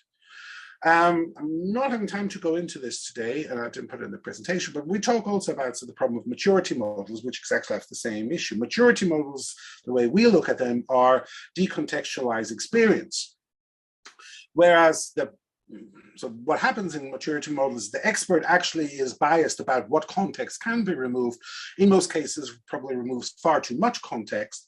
But the application of maturity models by people who are maybe contextually inclined, nonetheless, there are some benefits. But what we then in our own experience, and people we talked about this confirmed that the ability to recontextualize a maturity model matters more than the expertise in a model. That means we can look at maturity models and we see there are some core ideas and we get them very quickly and we can actually use them. Oh, there's all this deep stuff underneath. Actually, that's not that useful, even once we learned it. Yeah, so recontextualization is an important thing, and it goes better in an environment that we're familiar with. So let's go and learn something new where it's good from the people who are doing it well, and then take it into an environment. So concretely, I've done this. So the situation was, I worked in a bank. I had nothing to do with it, but so there was a team created. I think they were trained by Pivotal in XP and some product techniques, small product team, and they were extremely successful. Delivered every few days into production. So XP, extreme programming, just in case you don't know what that. They also had product people, UXers, etc. But it was still a relatively small team, about 8 people. And they delivered every day or every few days new features in production. The product was very successful, not just in this technical sense, but also in a fiscal sense. And then, of course, the organization came along and said, oh, can we give you a second product to look after? Because you're so good, so fast, yeah? And okay, we'll also hire some more people. So the team grew. We got 2 product managers, of course, immediately. You had conflicts about priorities because one product was far more fiscally successful than the other product. So that product manager just made the argument, say, hey, if we get that feature in from my product, we make that much money. If we take the feature from your product, we don't make nearly as much money. So what happens, of course, the team was split. And this is where they called me. 6 weeks into the split, neither of these teams delivered anything. Yeah, so if you have now 2 teams, you had one successful team that delivered all the time wonderfully, you split it apart. I don't think any of you will be surprised, but 6 weeks in, they came to me and said, what do we do? Yeah. So the reason they came to me was in this organization, as an agile coach, I had some seniority, so they could reasonably expect that the managers would listen to my advice. So my advice was, number 1, put them back together. Yeah.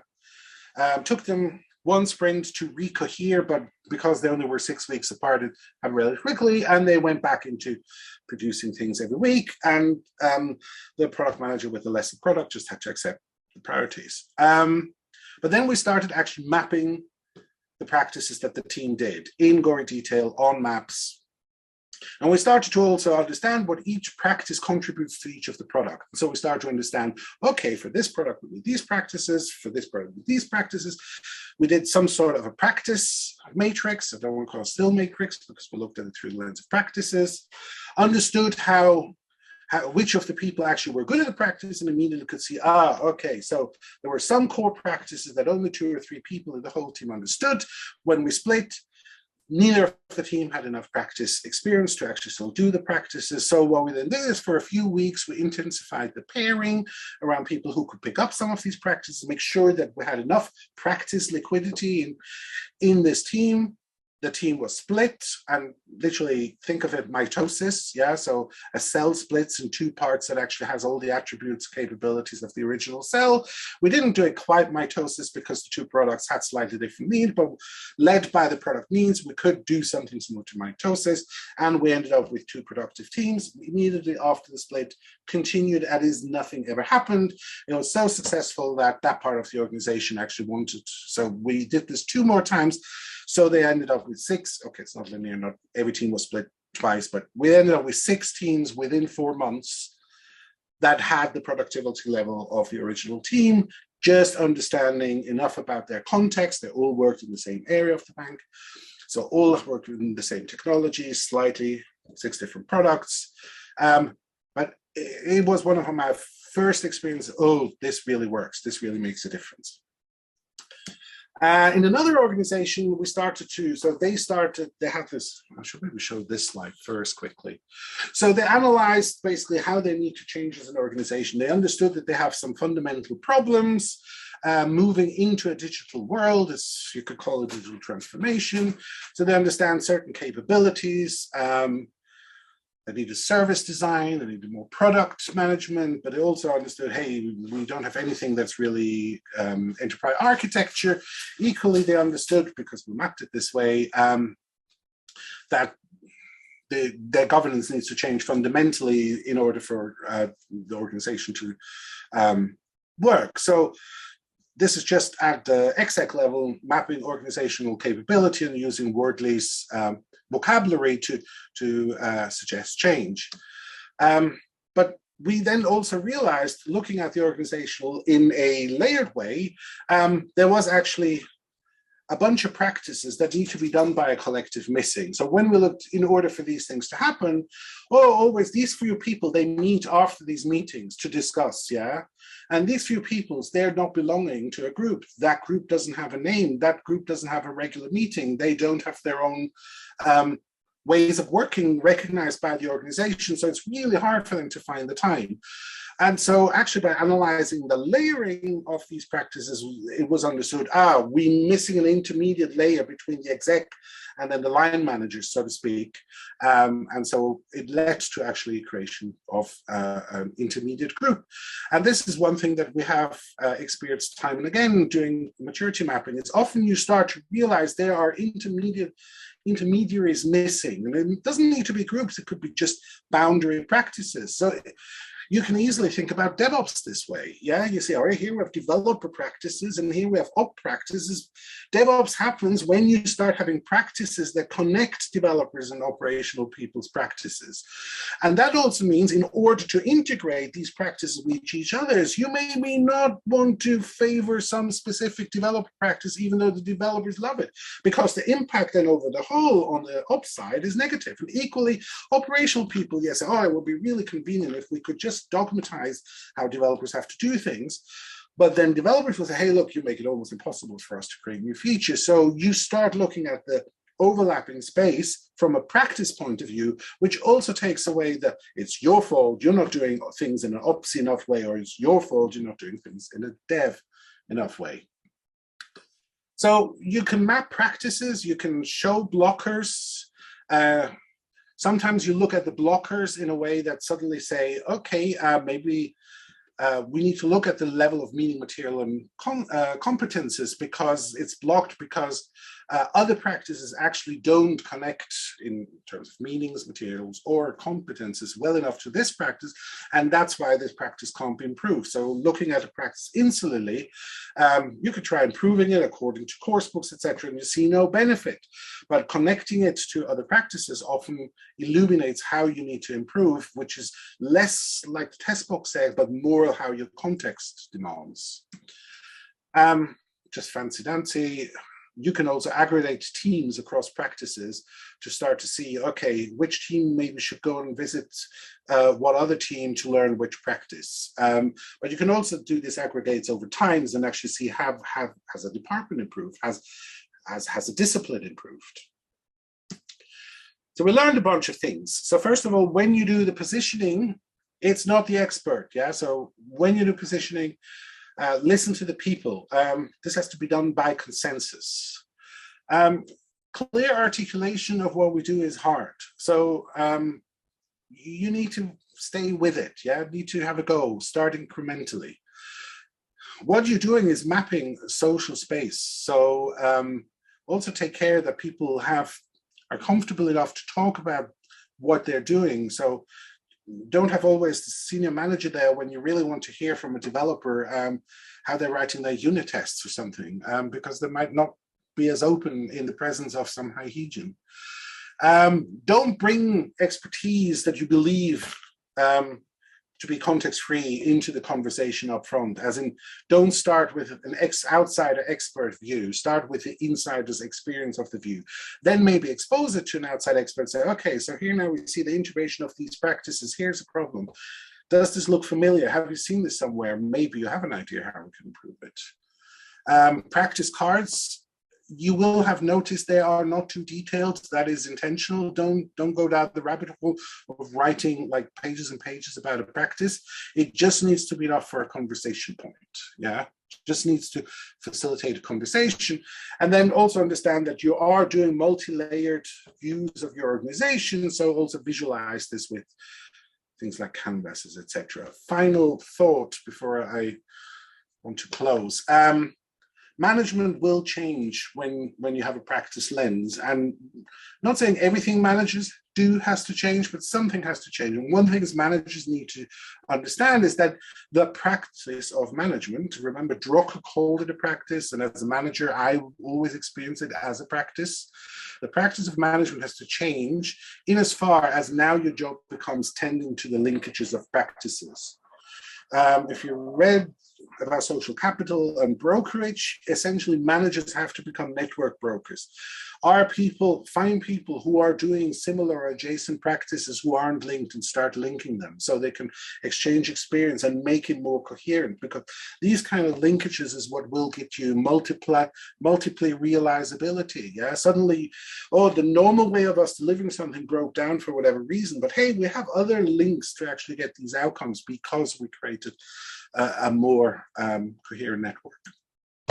In his talk, Dave said sense making needs to follow three things. I would say the way we're approaching things, we cover two of them. Yes, you can map on the back of a napkin. You can do social practice theory and explain it on the back of a napkin. I've done it. I think I've showed enough that you maybe see it. It's multi-layered. I think you'll be hard pushed saying no.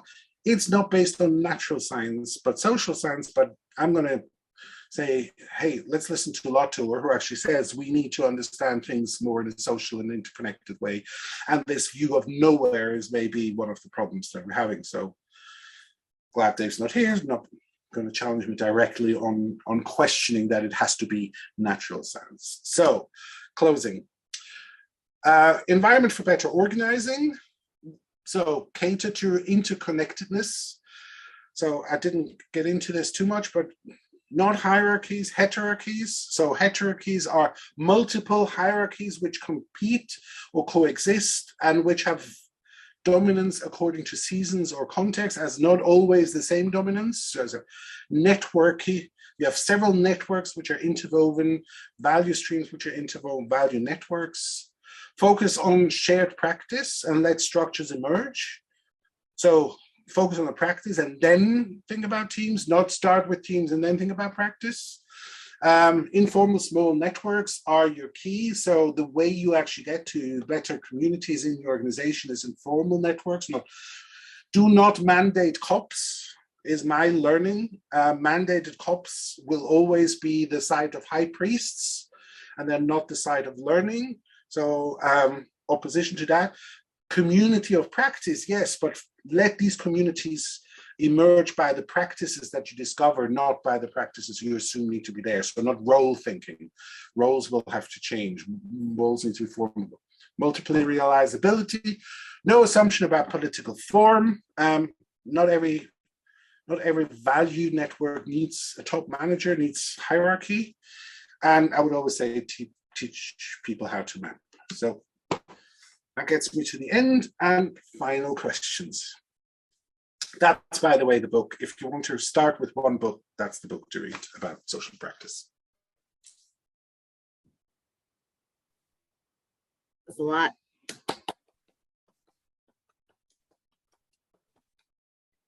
Thank you, Mark.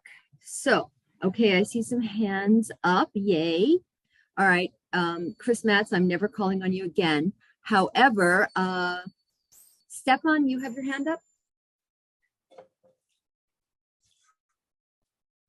No? Yes? Okay. Christoph. Thank you for the longer introduction. What is the role of documentation in all of this? Because that's Christoph's expertise. I wouldn't say, but it's a field that I'm very fond of, and so I see documentarians often be an undervalued group of people in organizations that can do a really important job. But I'm curious, like, what their role becomes in this kind of framework. Are they documenting practices? Like, it feels that so as you described, practices only really spread peer-to-peer, like from in the experiential space. But then, yeah. So I'm curious. Do you have any ideas at this part? So, no, it's an interesting problem because we're dealing with them. So we think you need to document, and we think there's value in the documentation. But right now it's hard. So given the material that we have that we can work with in organization, let's say you do this on Miro, you do a department by the end, or so. One things where I used this approach was actually, so when I was at the bank, they started a new department, pulled together teams and individuals that were all over the bank into a new structure, and we tried to document it. And at the end of it, the Miro was just a nightmare. Yeah, so I think tooling would be great, and you know that we're thinking about tooling because you and I talked about this, because I tried to learn from some of Christopher's expertise. He's doing very interesting things in the API space. We're not quite there yet to answer that, but so we have started doing it with practice cards. Yeah, that's an early form of documentation right now. So the only thing we learned is that the rabbit hole is trying to describe the practice in writing. That's useless. You will never achieve that, yeah? But actually having a really comprehensive, hey, here's material, here's things that people need to learn, etc. That is quite useful. First of all, you can look at it like the checklists that surgeons have, yeah? Nobody believes you can become a surgeon by checklist, but there is equally enough evidence that using checklists has increased safety, has improved results, yeah? So we look at a practice card as a checklist, but that can be, so in some circumstances, that has become a fairly extensive checklist. But then equally, often when we try to understand the past, the reason we can't understand the past is nobody documented how they integrated things. And we look at these materials and maybe the competences, if we still know some of these, and we can't fathom what meaning drove them to try to do that and how did it possibly work. So history being it's important to understand history going forward is another role of documentation. Maybe it would be interesting to look at, like, what is it that documentarians actually do? Like, what is the practice of documenting? And how does it affect? Let's do that. Yeah, let's do that. Let's do that. Okay, thanks. Okay. I'd love to talk. Great. So Stefan did have a question, but he deferred to Christoph, so he will be next. Stefan, you're muted. Sorry.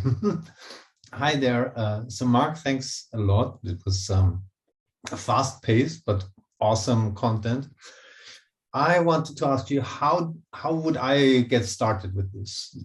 I actually have a project where I'm consulting a company and looking at various DevOps teams they have and maybe find synergies with tool usage and practices and so on and so on. So how would I get started putting what you said into practice, this practice? So we have written, and there's various talks where we're going to, some of these talks will go into more detail what we do. But so I would recommend literally read that book. So in that book, the authors, they do go over a lot of the territory that I went over, not all of it, but enough of it. So you don't need to go read Bourdieu, you don't need to read Latour or any of that. You can, it gives you enough. And then I would literally say, yes, how do you get good at any practice? Is practicing. So initially also, when I started using this, I didn't go to managers and say, hey, I'm doing practice theory. This was my internal guide. I constantly had to adapt how I talk to people, but it allowed me to look at things in a different way and bring things. So, in the conversation, what do you highlight? Say, yeah, you're all about the material, but you're not thinking about people's competences. Yeah. So when you start talking, so for example, with the database things, I couldn't tell people, hey, look, you're not doing practice. Yeah. That would have not led to anything.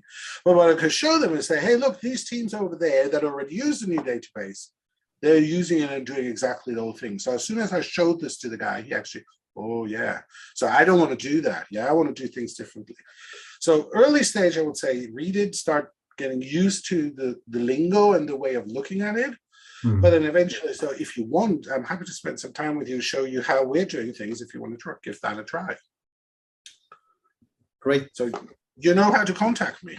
Yeah, I will do. So partially what we want to do as Contextualize is, yeah, so we're hoping that we're coming up with something that makes us loads of money, of course. But really, we would like this to be the vehicle that starts instilling practice theory in how we are operating, because we think we will have better organization if we look at it as from this social angle. So very encouraged by the people up.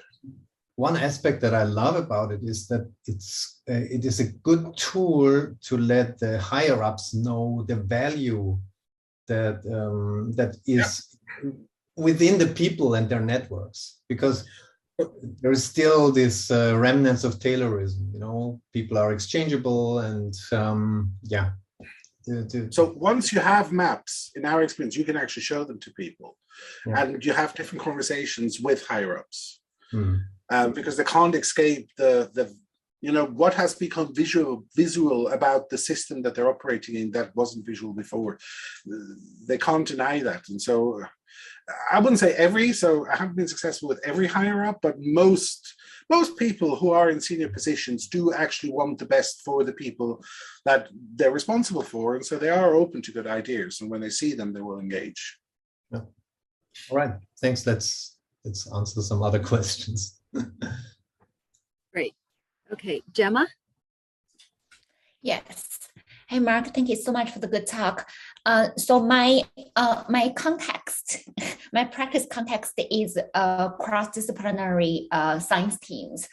Like I'm like their collaboration person, their integration person. So like it's similar to what you said about operation and the coding people. So like in my world, I have three main categories. We can tackle with just two. So one is like the natural scientists, and then one is the social scientists, one is the general public. So that is real difficult. We can just talk about even just these natural scientists and the social scientists. The natural scientist wants to grab their bag of rocks and go to their lab and analyze it.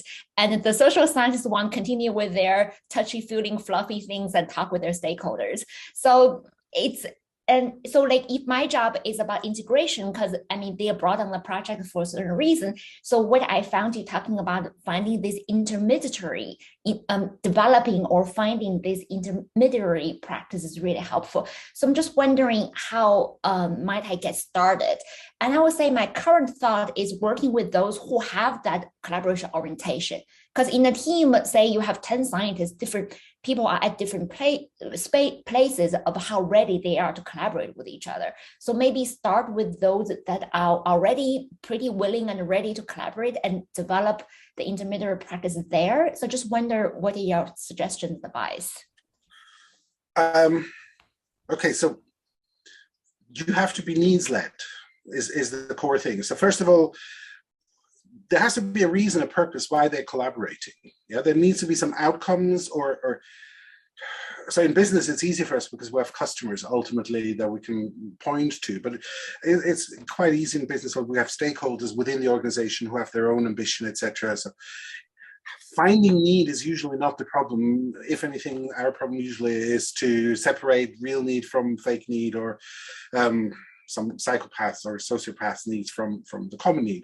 But in your setting, my guess is there will still be a common need. So if they need to collaborate, then it's because you want to illuminate some area of some field of research. Yeah, so you want to understand it better but just for the sake of it. Usually people are motivated. So I studied biology because I grew up in Switzerland and actually literally thought, yeah, biology is maybe a way to make the world better. Yeah. So even if it's just as abstract as that, there is some need. Yeah.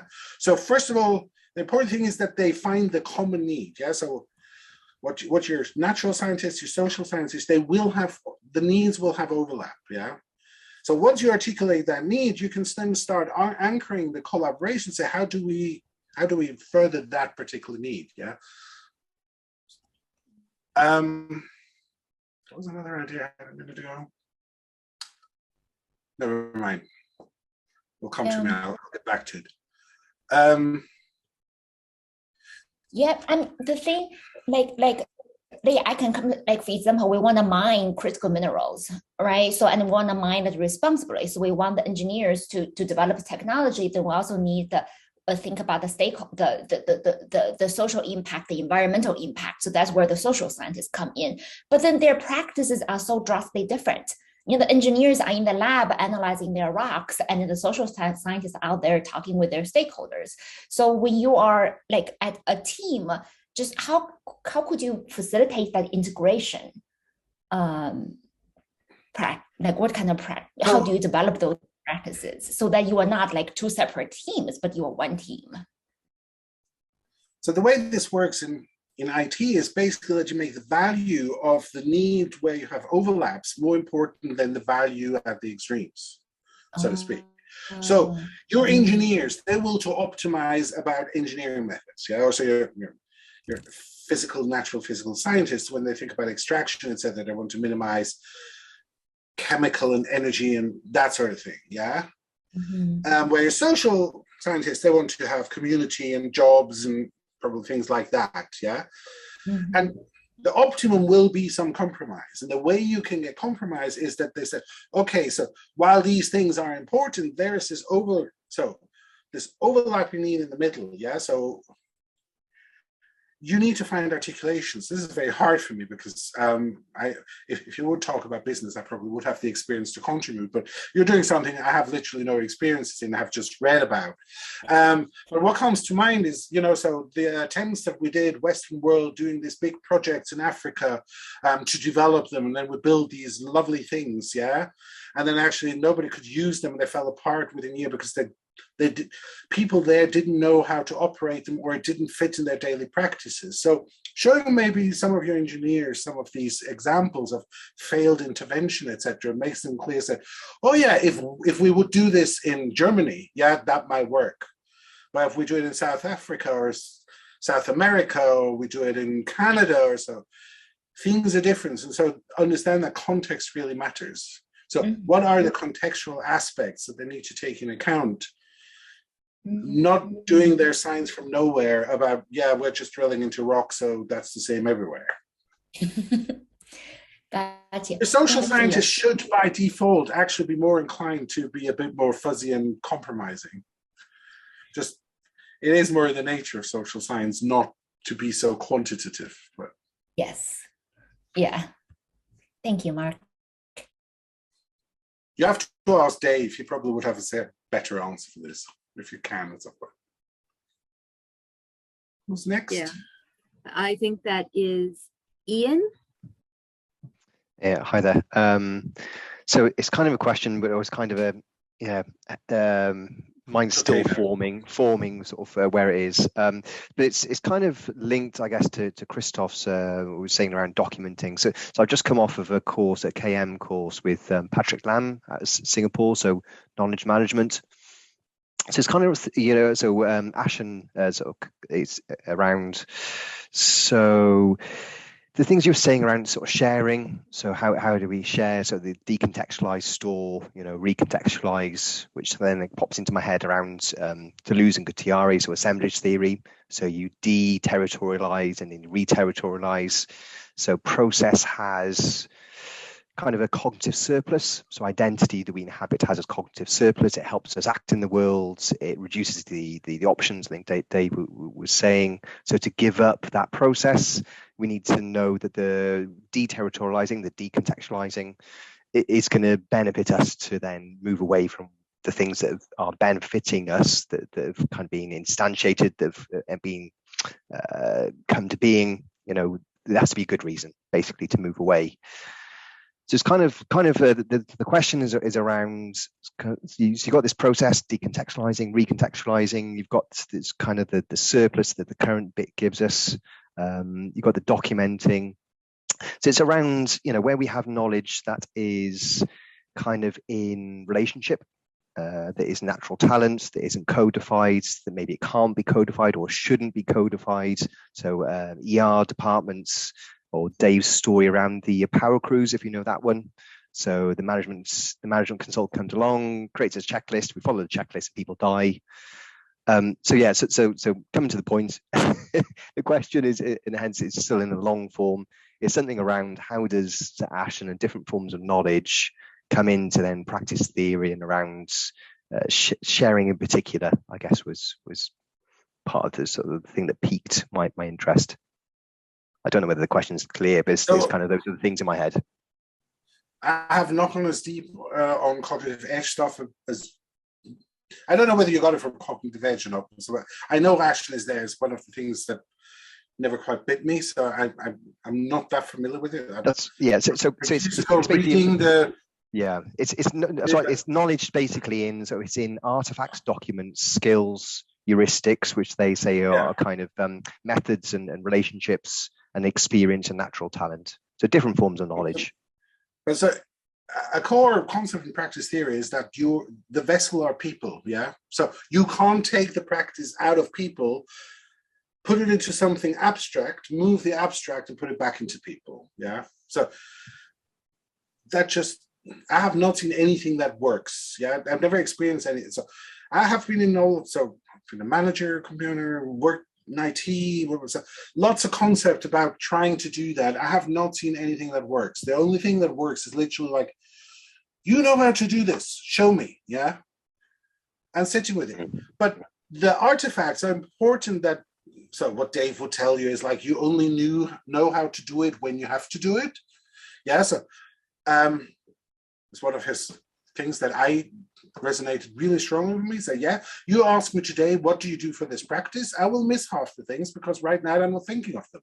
And then I go do the practice and tomorrow I forgot to tell you this. And then this other thing happens that only happens every 6 months. And so, I forgot about this. So all this tacit stuff. Now, the thing that anthropology does, so that's interesting from Bourdieu, and I skipped over this in the talk. So what he did, what was one of the first ones, is like, so initially he started doing these kind of things when he was in Algeria. Yeah, so he was there with the French army to put down the uprising, but he really actually didn't believe the uprising should be put down. He was very sympathetic with the Algerians. So he stayed a bit longer, but also he started to do observations, and he worked with a native, yeah, and started to look at, so the illustration that I showed was from a Kabila house.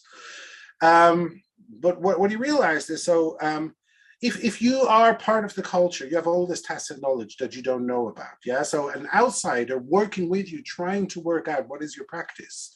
My point of thing is, hey, you just did this. You never said anything about this. What do you mean I did this? Oh, yeah, so of course, yeah, so it's like fish, talk to a fish about water, yeah? It will take them a long time till you realize what you're talking about. Water, what do you mean water? Oh, everything around me that has always been there and will always be there unless I die. So use an insider-outsider approach to tickle out some of these things, but ultimately you're not getting away from having humans, yeah? So you can tickle out some of the tacit stuff by insider-outsider flip. So let insiders and outsiders work together when you capturing practice. So we say you need facilitation to do maturity mapping, and we as facilitators come from the outside. We know nothing about your context. But also, ideally, from an anthropological sense, is we're not just facilitating, we actually come and observe you and say, oh, I just saw you doing something that you never mentioned when we did the mapping, yeah, when we talked about your practice. What is that? So when you share practice, it's like novices will actually do that. So when we talked about the safety practices, they ask a lot of questions that the experts never think about because they're new to it. So they see the tacit thing and call it out and happen it. So you need people, but so documentation is important because we need to build it up and start documenting, capturing, because otherwise you might have to wait 6 months for things to happen in order to, oh, here's the thing I never thought about because I only think about it when I need it. Let's write that down. So next one we can talk about it before it happens. Yeah, let's write everything down. Okay, I think we have time for one more before Mark drops. And Not drop, I might sit down in a moment. Yeah, I know. I think you need to sit down. Don't make me regret this, Chris Matz. He doesn't care. I know he doesn't care. Why I would you- know he No, doesn't. no, I already sorry. regret it, and he hasn't I even need to said say, anything Chris yet. is one of my best friends, so Uh, Yeah. a lot I of know, what I'm but- thinking you're doing would not have happened without Chris So, Matz. so before I ask my question, I just want to add something to that last one you did, which is one of the practices I have is whenever you're doing that mitosis thing and you're getting new people to join the team, I always get the person learning the practice to do the write-up, not the expert, because the expert tends to skip lots of stuff, whereas the learner will write down pretty much everything. But the question mark is based on, as Mark said, he and I are very close friends. We spend a lot of time discussing this stuff, and we have discussed extensively. What was it called? Legitimate peripheral participation and situated learning. It's one of our favourite discussion points. But I just don't tell Mark that's what it's called. Sorry about this. I'm getting distracted because I've got a dog next to me who the 6 o'clock point I had to look after the dog. Right. Yeah. The question though, Mark, is one of the things that you explained to me and shared with me is that using the Wardley map, actually what you find is that when you've got a genesis of a practice, it's actually about satisfying needs of the practitioner. And then as it moves to the pioneers section, it's the value to the practitioner that they exact and copy the practice using existing tools. Yeah, so the example we discussed with TDD, people came up with it, and then people would use search and replace code. And then what happens is, as the practice is mature, people build tools for them. But it's often at that point that companies get in and go, oh, that's a useful tool. We will implement that practice by introducing the tool. So the value shifts from the practitioners getting better at doing their job in the first 2 bits of the map, but then you reach the point where the tool has been built, and it's the organization that then tries to benefit by introducing the practice, by introducing the tool. And my question is, as you've been going through this journey with a number of your clients, have you found that they've had that aha moment where the executives and the architects go, actually, shit, it's not about introducing the tool and everyone just adopting the tool, but we've got to help the people do the practice? And I know Chris is here as well, McDermott, and Chris McDermott kind of basically built on that idea and said, actually, yeah, we need product owners who are actually focused on people implementing the practice. So just a question about the tooling, and are you finding having those conversations that the execs and the architects are having the aha moment that they're doing it wrong? That was the question. Okay, I want to quickly check. Chris McDermott, are you capable of jumping in? So that might be interesting to hear some other maturity mapper. I guess not. Yes, or he's just playing it safe. I look at his status and he's muted and off camera.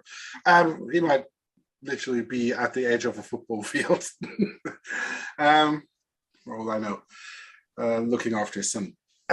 So yes and no. So I had that experience early on. I told about that database. That was literally one of the experiences where these aha moments came, because so one of the teams I was working with at the time that couldn't get the new database but was expected to do the new database, they literally started to think about how we accomplish these outcomes differently. And they applied something that we all know called the strangler pattern. Yeah, and then they started getting good at strangling some of the old tech, so to speak. So they wanted to use a wrapper because they said, okay, we need to start wrapping this old thing, because then the new thing comes in. Yeah, okay, if we have a wrapper, we can literally under the hood exchange things. But then they became good at strangling. And still, while they were waiting, they started strangling some other old tech, yeah, legacy technologies, etc. And so they were doing this for their need. And so you could then say, middle of the map, action exec came in. And so we said, why is everybody doing this with old tech? Yeah. Why? So strangle pattern been around forever. People have heard of it, but they needed to actually see people doing it, concept and emergent, and for just some of their stack, before execs actually say, oh, other teams need to do this too. So straddle pattern then very quickly became a practice in this organization, or at least that part of the organization. Then suddenly exec supported it and pushed it. Okay, thank you. Well, that was a lot. Mark, we can't thank you enough. This was awesome. Oh, I was delighted having 2 hours. Yeah, and it flew by. Tell it to people, scrutinize. Yeah. And please, if you want to be critical, but not to my face, email addresses. I'm only going to learn if people point out my mistakes and my ignorance. Yeah, and someday you'll put together that bibliography that we all need. Because, you know, you dropped a couple of titles and I'm like frantically Googling, like, wait, where's that book? You know. Wait till you hear about my 8 years of being a performance artist. Oh dear, oh dear. If you Google my name, you'll find it. Okay, well, again, thank you. And thanks to all of you for coming. We really appreciate it, especially those of you that hung in there till the very end. We are always on the lookout for speakers, and, you know, Chris Matz has spoken, so clearly, you know, we'll take anybody. But if you have a topic, that you're interested in presenting on, reach out to me or Jocko. You can find us either through the meetup page or on Twitter.